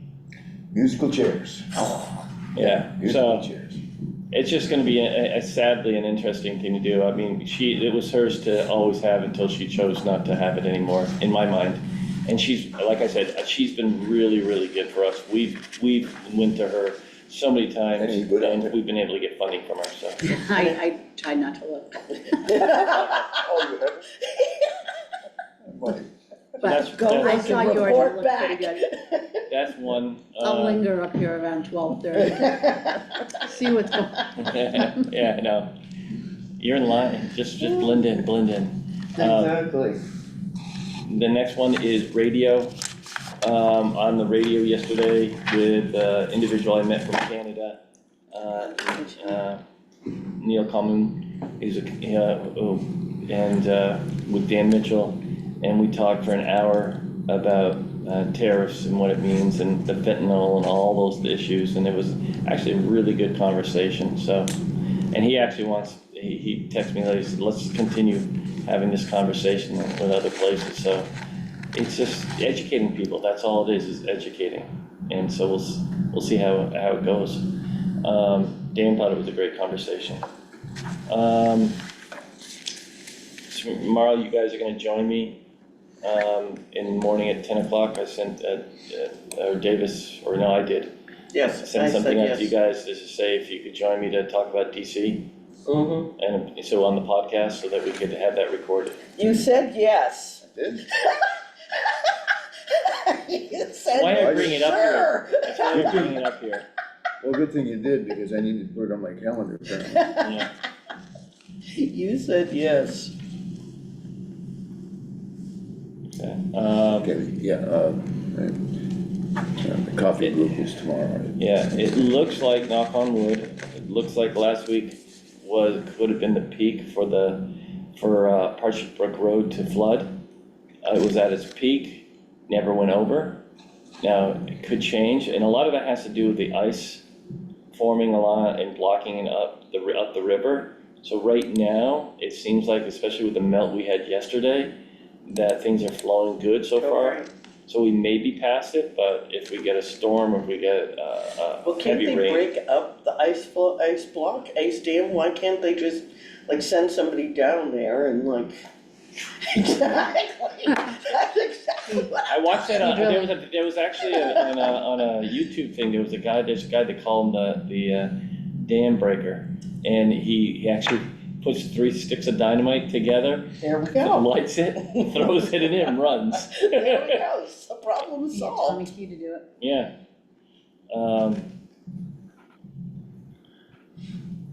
Just telling you that, that the Mayor Khan has asked that I go to lunch with him, so I'll be, Kane mayor? yeah. Well, there's only one mayor, right? Yeah. No other town has a Yeah. mayor. So I'll be doing lunch with him and talking about city and county issues. That's What's his always- ask? I don't know yet. At the Jay, same you never time, know, he's very cagey. at the same time, Elizabeth has reached out to myself and, well, just to me, and to set up a meeting, with herself and her fire chief and my. Who's Elizabeth? Elizabeth Dragon, City Fernald, is now, Furland, I should say. Fernald was the Yeah. state rep. Furland, Elizabeth Furland is, the city manager for the city of Keene. She's reached out to me at just about the same time to see if we can have a meeting pertaining to, EMS services, in the city and in the region.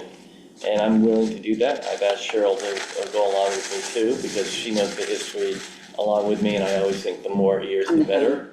Right. She's the heavy. She's the heavy. Bad cop, Yeah, I huh? know, I'm always that one, unfortunately. It I've suits seen me- her. It suits me well.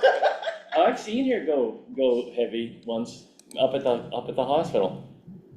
Yeah, She I also got- did it at the city too. Yeah, Yeah, Good job. yeah, she does it. Silent but deadly. Yeah, all of a sudden it's like, wait. And you hear the music first playing though. So. but- You should have that as your call sound for her when she's calling you. I think so. I'm stopping. See, you don't like it. So yeah, so we'll be sitting down. I don't know what the ask there is, but we'll just see.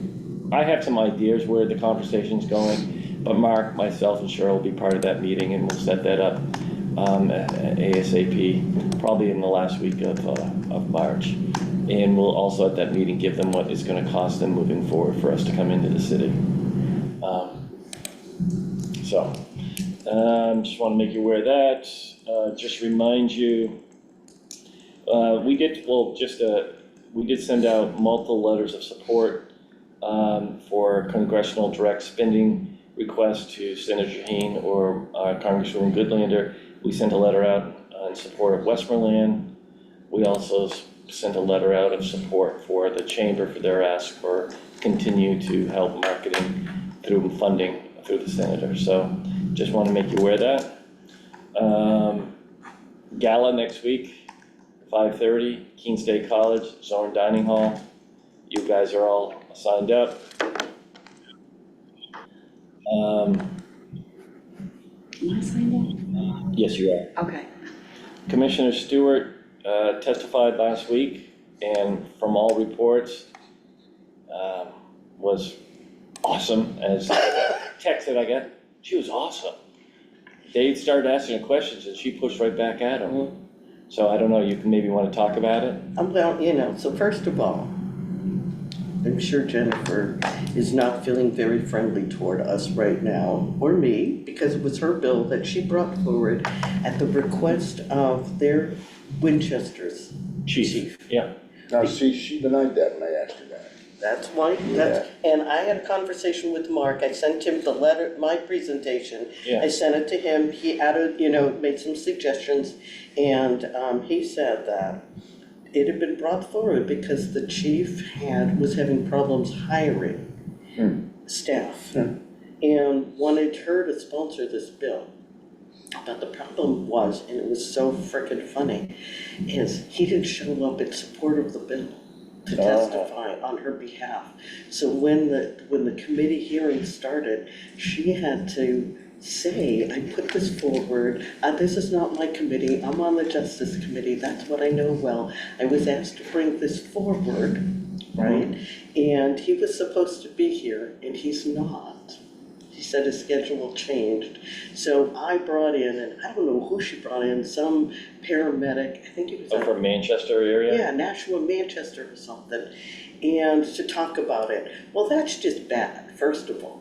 You're asked to bring something forward, you should have researched it. She said she had a lot of conversations with other people. She had a conversation with me, and I said, and she's known that we were opposing it. Correct. So I don't know why she was surprised, but anyway, I spoke, and some of the things that really annoyed the shit out of me is this is Health and Human Services, right? One of the people who gave me pushback didn't know what mutual aid was.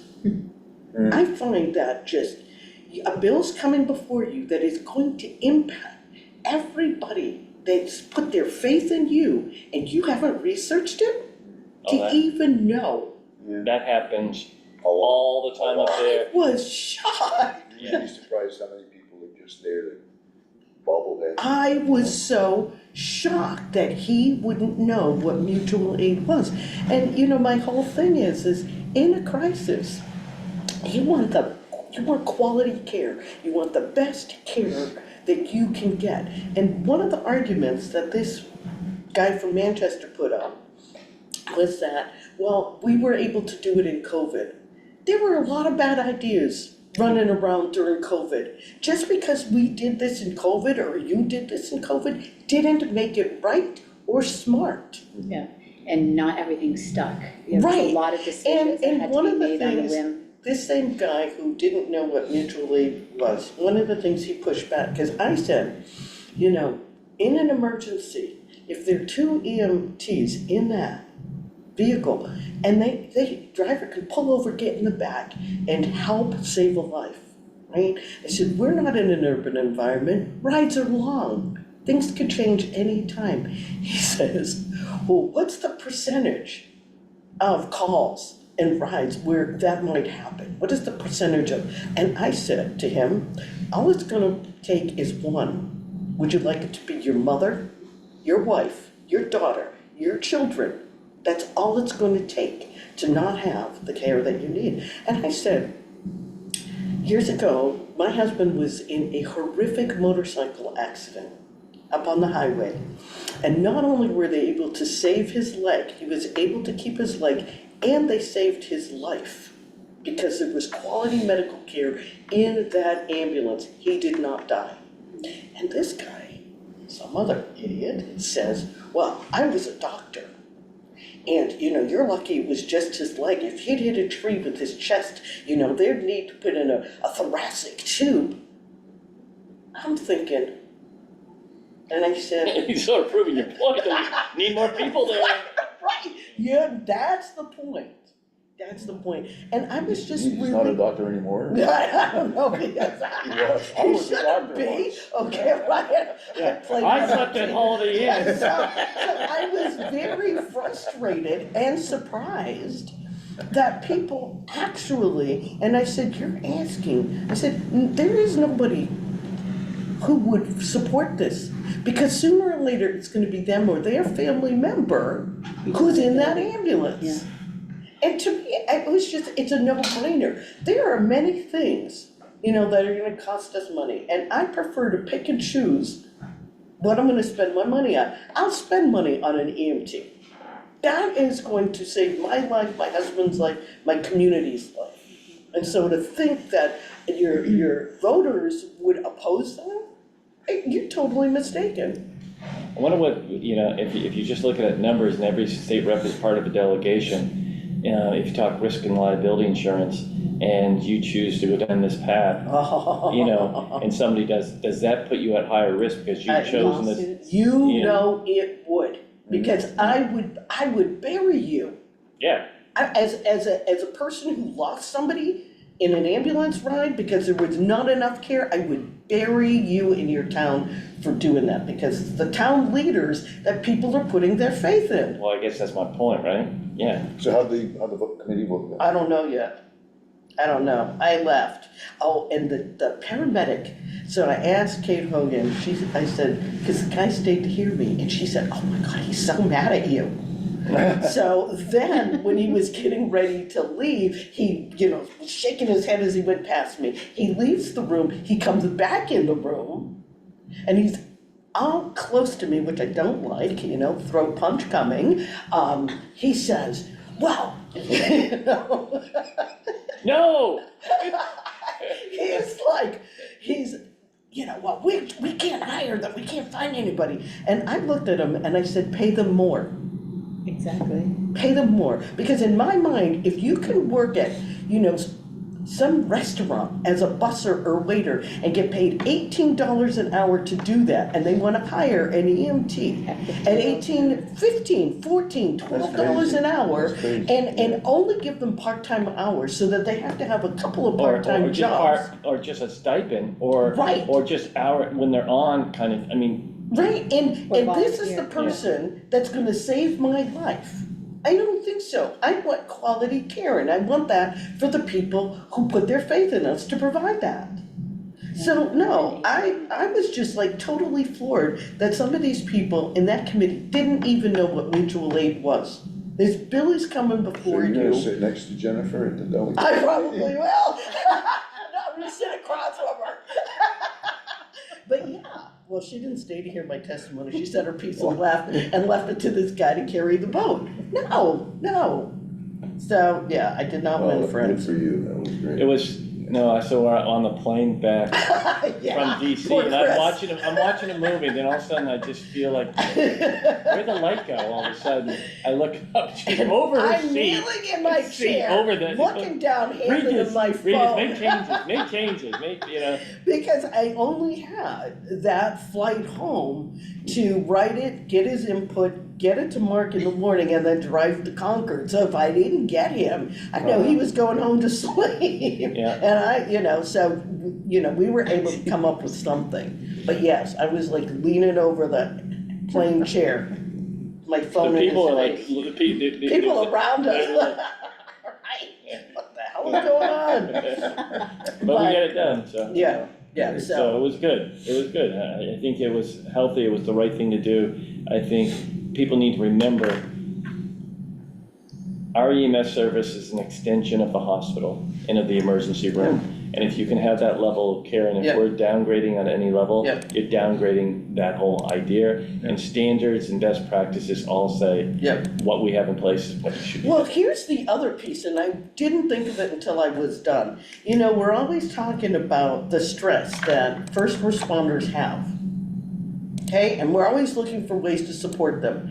Now, you put somebody by themselves in the back of an ambulance with an unfolding situation, critical care situation, and the person up front is of no help, has no medical help, there's no extra hands. Now it's even more stressful to be alone in the back of that ambulance and you don't even have somebody to ask to help you.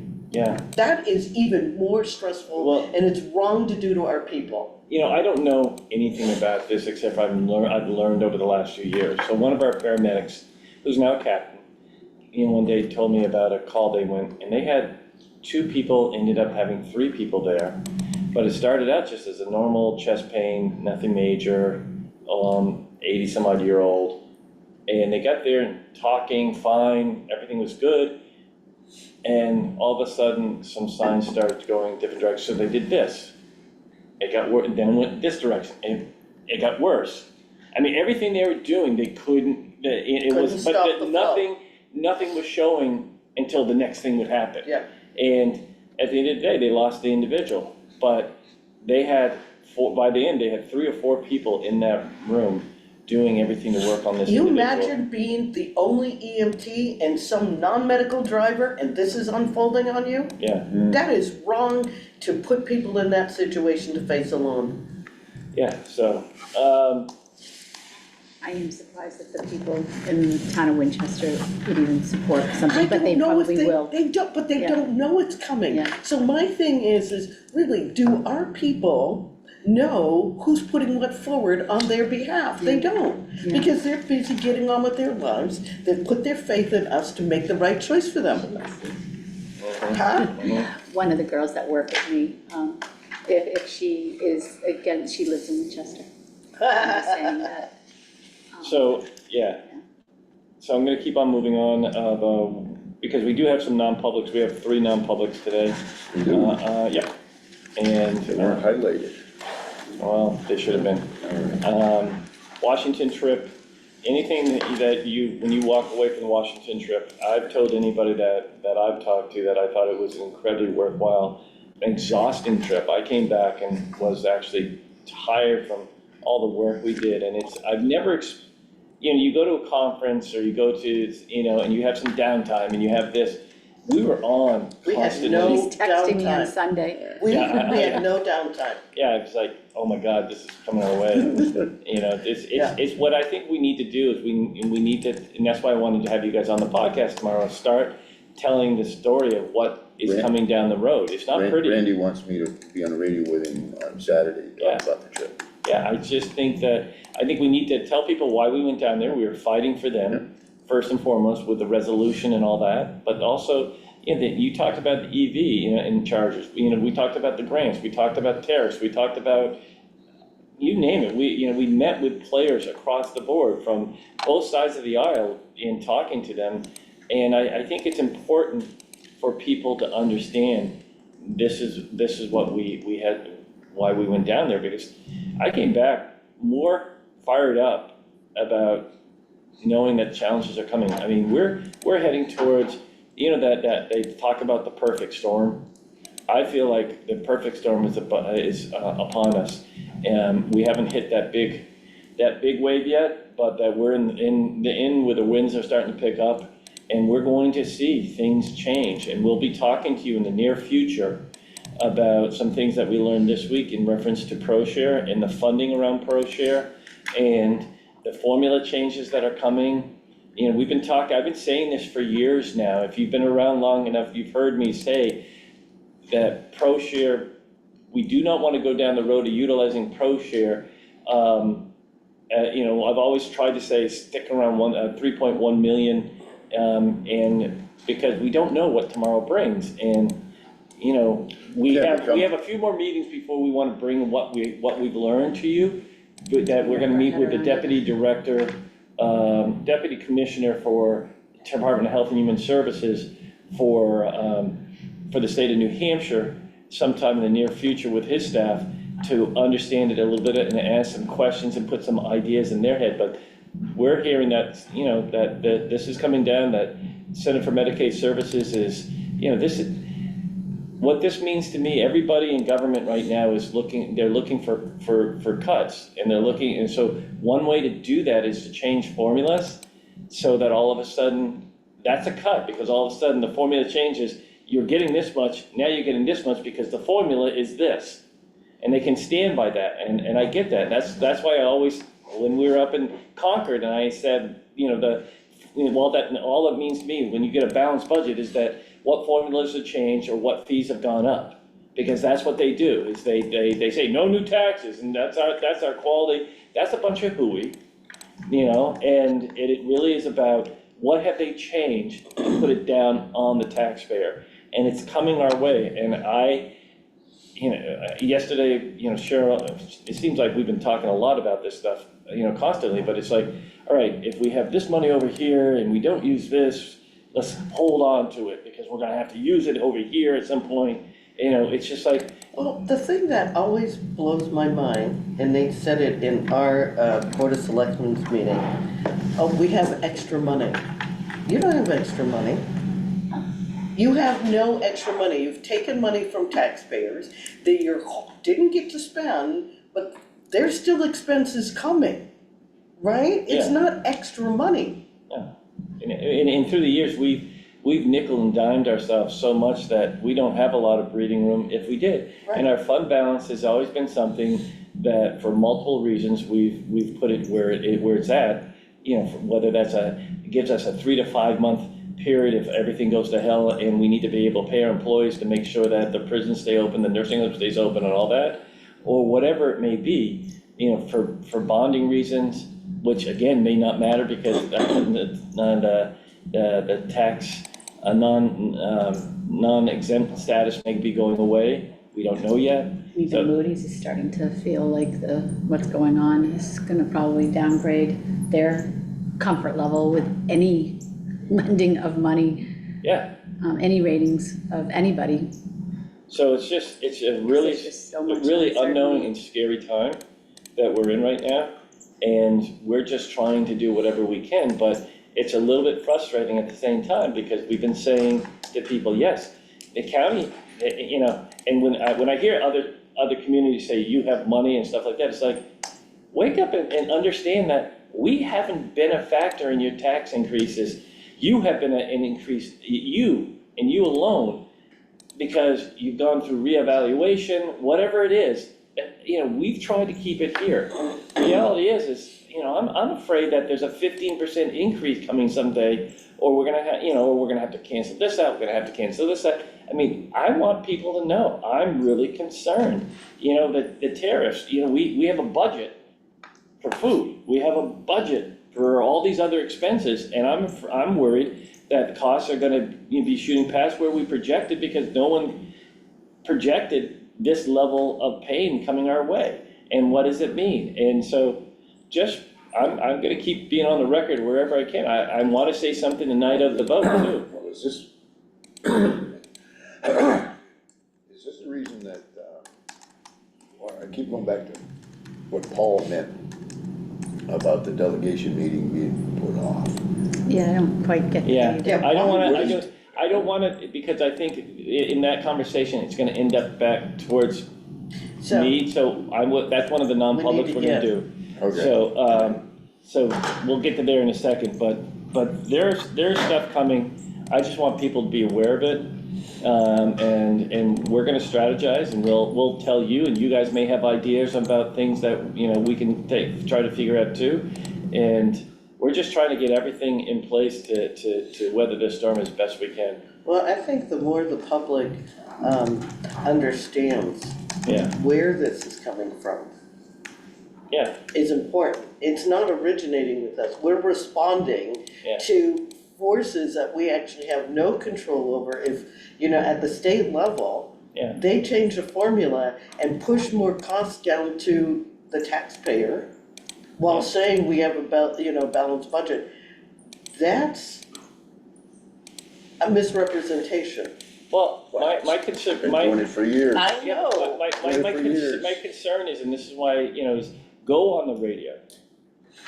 Let's do the podcast, because we have sent stuff into the Sentinel, but what, we haven't gotten, you know, we're not, for whatever reason, we're not getting the traction. I've actually sent an email in, as has Davis, saying, what are we doing? Educate us, please. What are we doing wrong that we're not going to, because I'll start writing letters. I wrote a letter to the editor, should be in this week. Okay, because they should be picking this stuff up, and I don't understand. They call us because they think they have a story about something around community power. Somebody dropped the dime on us. About what though? Yeah, it was nothing. Well, It was nothing. It was about anyway, something. It was about something But this they is the thought. second conversation where we've had somebody said something, Yeah, and we've said, yeah. wait a second. Yeah, there's nothing here. So, And you'll notice there's nothing in the Sentinel either. Yeah. because there So was let's nothing move there. forward. yeah, sorry. That's all right, because I want to go to the bathroom before we go into non-public. Oh, and I also have the other thing that I need to, which can come at the end. But Yeah, so we I'm have the two same. things, we have two things left. One is, how do you want to proceed with Ruckup? We can tell you that we I'd can like do. to support them. Right, we can do it one of two ways.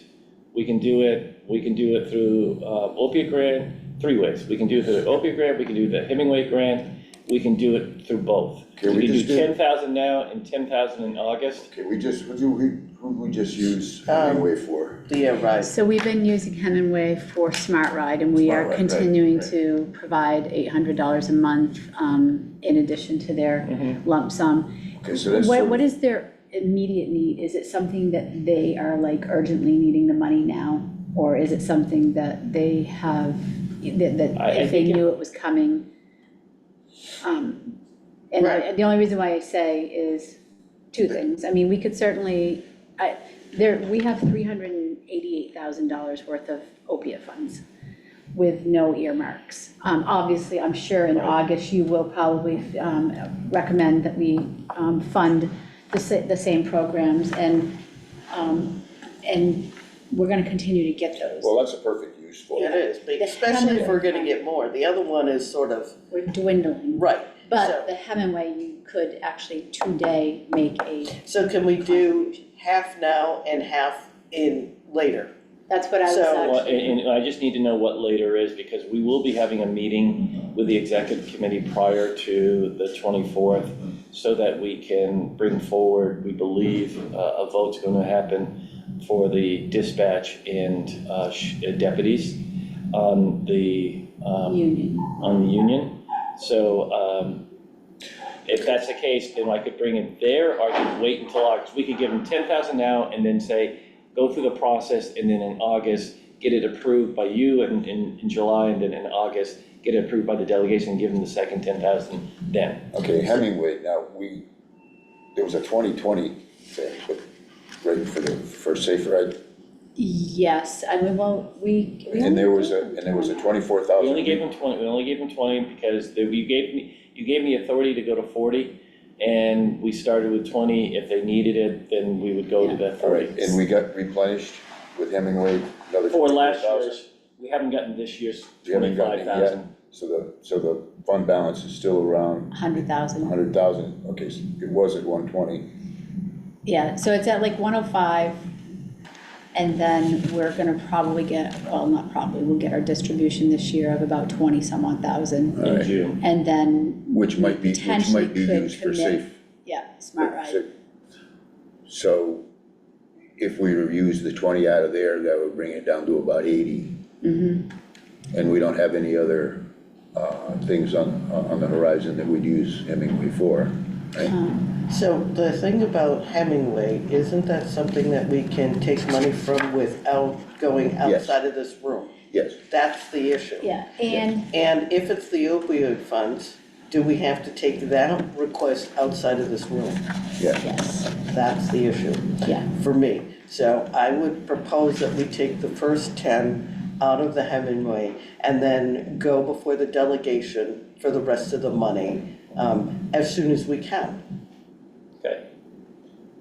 Because I don't really see, why would we wait until August if we can go before the delegation and get the rest of the money to support them? so can I just say one more thing though? Yes. We are actually going to be going before the delegation in what, a week and two? Okay, A week and a All half, right, so good. we could actually do the full 20 out of Okay. opiate funds without having to touch the Hemingway Okay, good. funds. I mean, I mean, But but, is 10 easier to get than 20?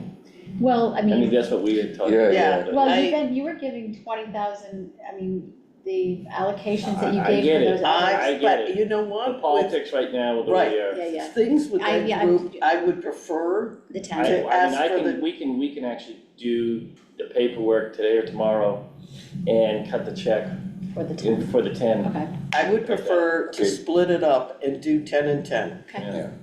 Okay, so in the process for them to apply for outside agencies, they would have had to have had funding prior year, is that right? No, it's, I could really, anybody could come knocking on our door at any moment, and it's just over 100 the nights. history. So You've done that for 100 nights in the past, where Um, they've had to put people up in the hotel, so. when they come forward as an outside agency, are we able to support them to be ready? What do we need to do to help them be ready? We would give them the application like everybody else, they'd fill it out. I mean, they're actually, Chris put together the letter. AJ initially put something together, Chris looked at it and said, no, this is what we wanna do. And the budget, they've got all that, so I'm not Great. worried about All that. right, They've got the awesome. numbers, Awesome. and if they have questions, they reach out to us like Awesome. anybody else does. So. And it looks like they have the background and the system in place where they can come forward every year and justify their request every Yeah. year. Yeah, So I go 50-50 on the two funds. okay. And we'll put that on the agenda for when we meet with the delegation. Is that okay with you, Skip?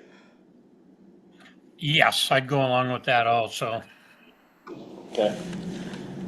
And just so you know, with the presentation, second presentation, with Southwest Regional Planning Commission, it's something that the commissioners prior had asked us to continue to move forward because we were talking about isolation and the concern around isolation. And so that's, and I made it very clear, I was surprised when they came back and they said they were looking at Keene. I said, it's Keene-centric again. It's gonna be problematic. Last time we met, that Zoom meeting, we talked about that. Yeah. But then I went to one of their next meetings and then the meeting after that, and they were continuing with that Right. model. There's, you know. And I'm surprised they didn't bring, the Peterborough corridor one and the Winchester corridor, Again, I will reiterate what I've said to them before. It was similar to what you had said about other towns gonna have a hard time if this was to go down this road. And I also asked them to talk about the other systems they're looking at. Don't just make it about this, and they didn't. So it is what it is. They got the feedback they needed to hear. And I mean, and also, I guess I was quite surprised, and maybe it was because I didn't hear it in previous presentations, that they were looking for the county to actually become to manage this. I made It's that, like, I made that kind of very this clear. deja I vu of said, the housing committee that came but I made that before us. very clear. I said, we do not have the bandwidth and I do not have the desire. Yeah. I said, we've done this, I've done this already, all right? We have an EMS program. I know what that means, and no thank you, no, It's not appropriate. no. Yeah. Our job is the county stuff. Why do you think we went with Smart Ride? Right, okay. Right. And Woody said, oh, well, those constituents who might not have a ride, okay, we can support a program we already It's have. just, they just missed the mark today, Yeah, and the it's too bad transit because model, the you transit said model. it, I've said it, The transit model makes much more sense because then they can they can incorporate other things like the airport, Yeah. and the whole schmear. yeah, so I mean, I'll talk to them today about that and just say, that's where we're at, that's what I had. So let's just get through the voting real quick and then you can go to the bathroom. Well, I'm gonna be talking to the Finance and Personnel Committee tomorrow about community power. Their City of Keene? City of Keene, they're talking, they're gonna go again with Standard Power and sign another contract, but For how many years? who knows?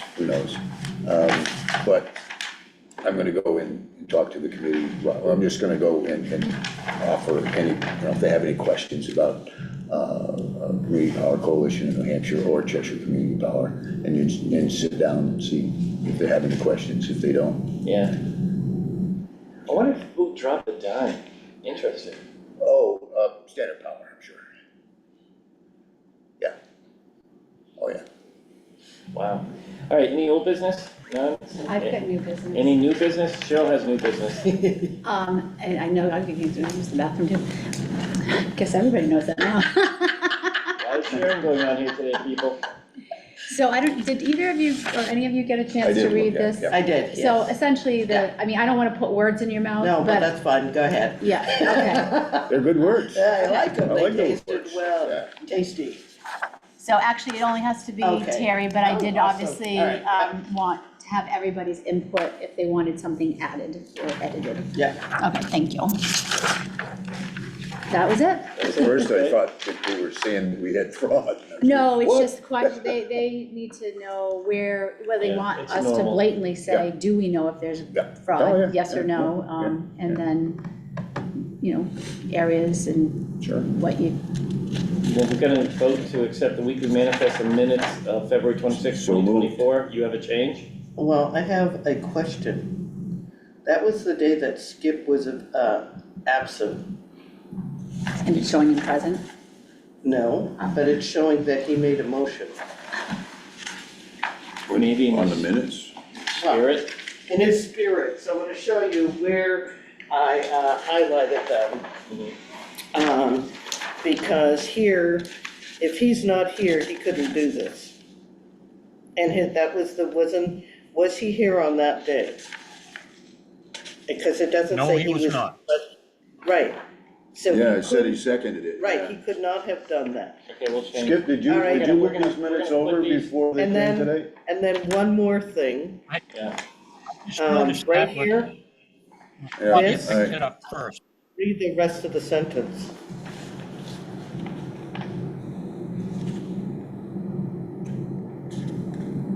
Motion passed unanimously. So that's the part that I'm unclear on. Administrator Yes. Kinder. Exactly. So those are the corrections All right. that we Oh, should, Administrator of those Kingdom? couple of With things. corrections. With As amended. corrections. As amended, okay. Exactly. All right. Good. Commissioner Clark, Yes. Commissioner Stewart, Yes, Commissioner DiBernardo. Yes. I am here this time. exactly. And I bet Davis thinks nobody reads these things. Well, no, I think he hopes that people read them. Well, we do, he puts work into it. Yeah. Like, and for no other reason, it's because I respect that he's putting work He's into it. testing. Yeah, right. Okay, then at this point, we're going to go into non-public. Kim, are you there? We're just gonna do a brief recess. You have to or drop- Brief recess. You can drop people. All right, see Follow you. me, I'm gonna go through this like back alleyway, so. Oh, yeah. Kim, can you come upstairs? That's right. Could I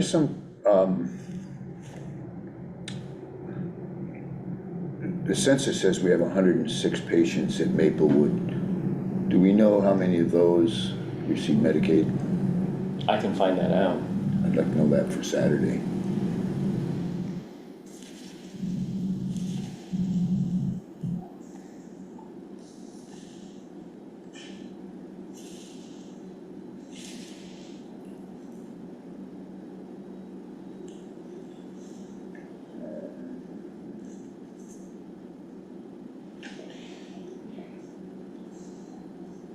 Is there a reason we're not putting the money that we're getting from federal inmates anymore at the bottom? Used to say the budgeted amount and how much we Hey, get. how are you? Good. Good. Hey, can you do me a favor? I'll try. Can you tell me at some point, tomorrow, or if what the percentage of Medicaid individuals we have currently of the 106 that you have in the nursing home, what the percentage is? And how detailed? Because if I add pending, Now, where do you want pending, on Medicaid side or private pay side? pending on if they're pending Medicaid, then put them in as Medicaid. Okay, so as of yesterday, it was 85 over 106. Wow. 85 over 106, okay. Appreciate it. Thank you. Okay? Thank you. Okay, bye-bye. Bye. 85 over 106. That's Okay, that's Medicaid, not Medicare. Is that Medicare? I get confused sometimes. That's Medicaid, right? Medicaid. Yeah.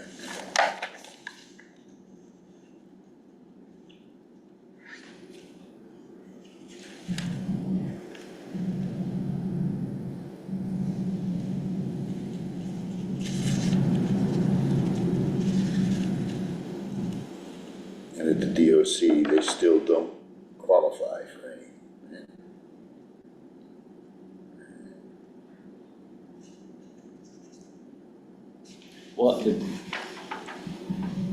What Medicaid goes away, 30 days after they're incarcerated, or 27 days after they're incarcerated? If they have Medicaid, it goes away. Yeah, but for any, like, illnesses, like they have to go have a.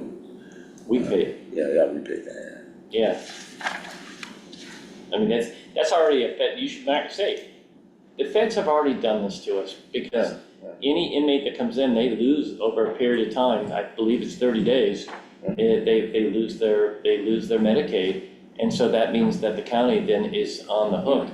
And we've had hundreds of thousands of dollars of cost because of dialysis or whatever it may be. But, I mean, the good thing is we're at 50 right now.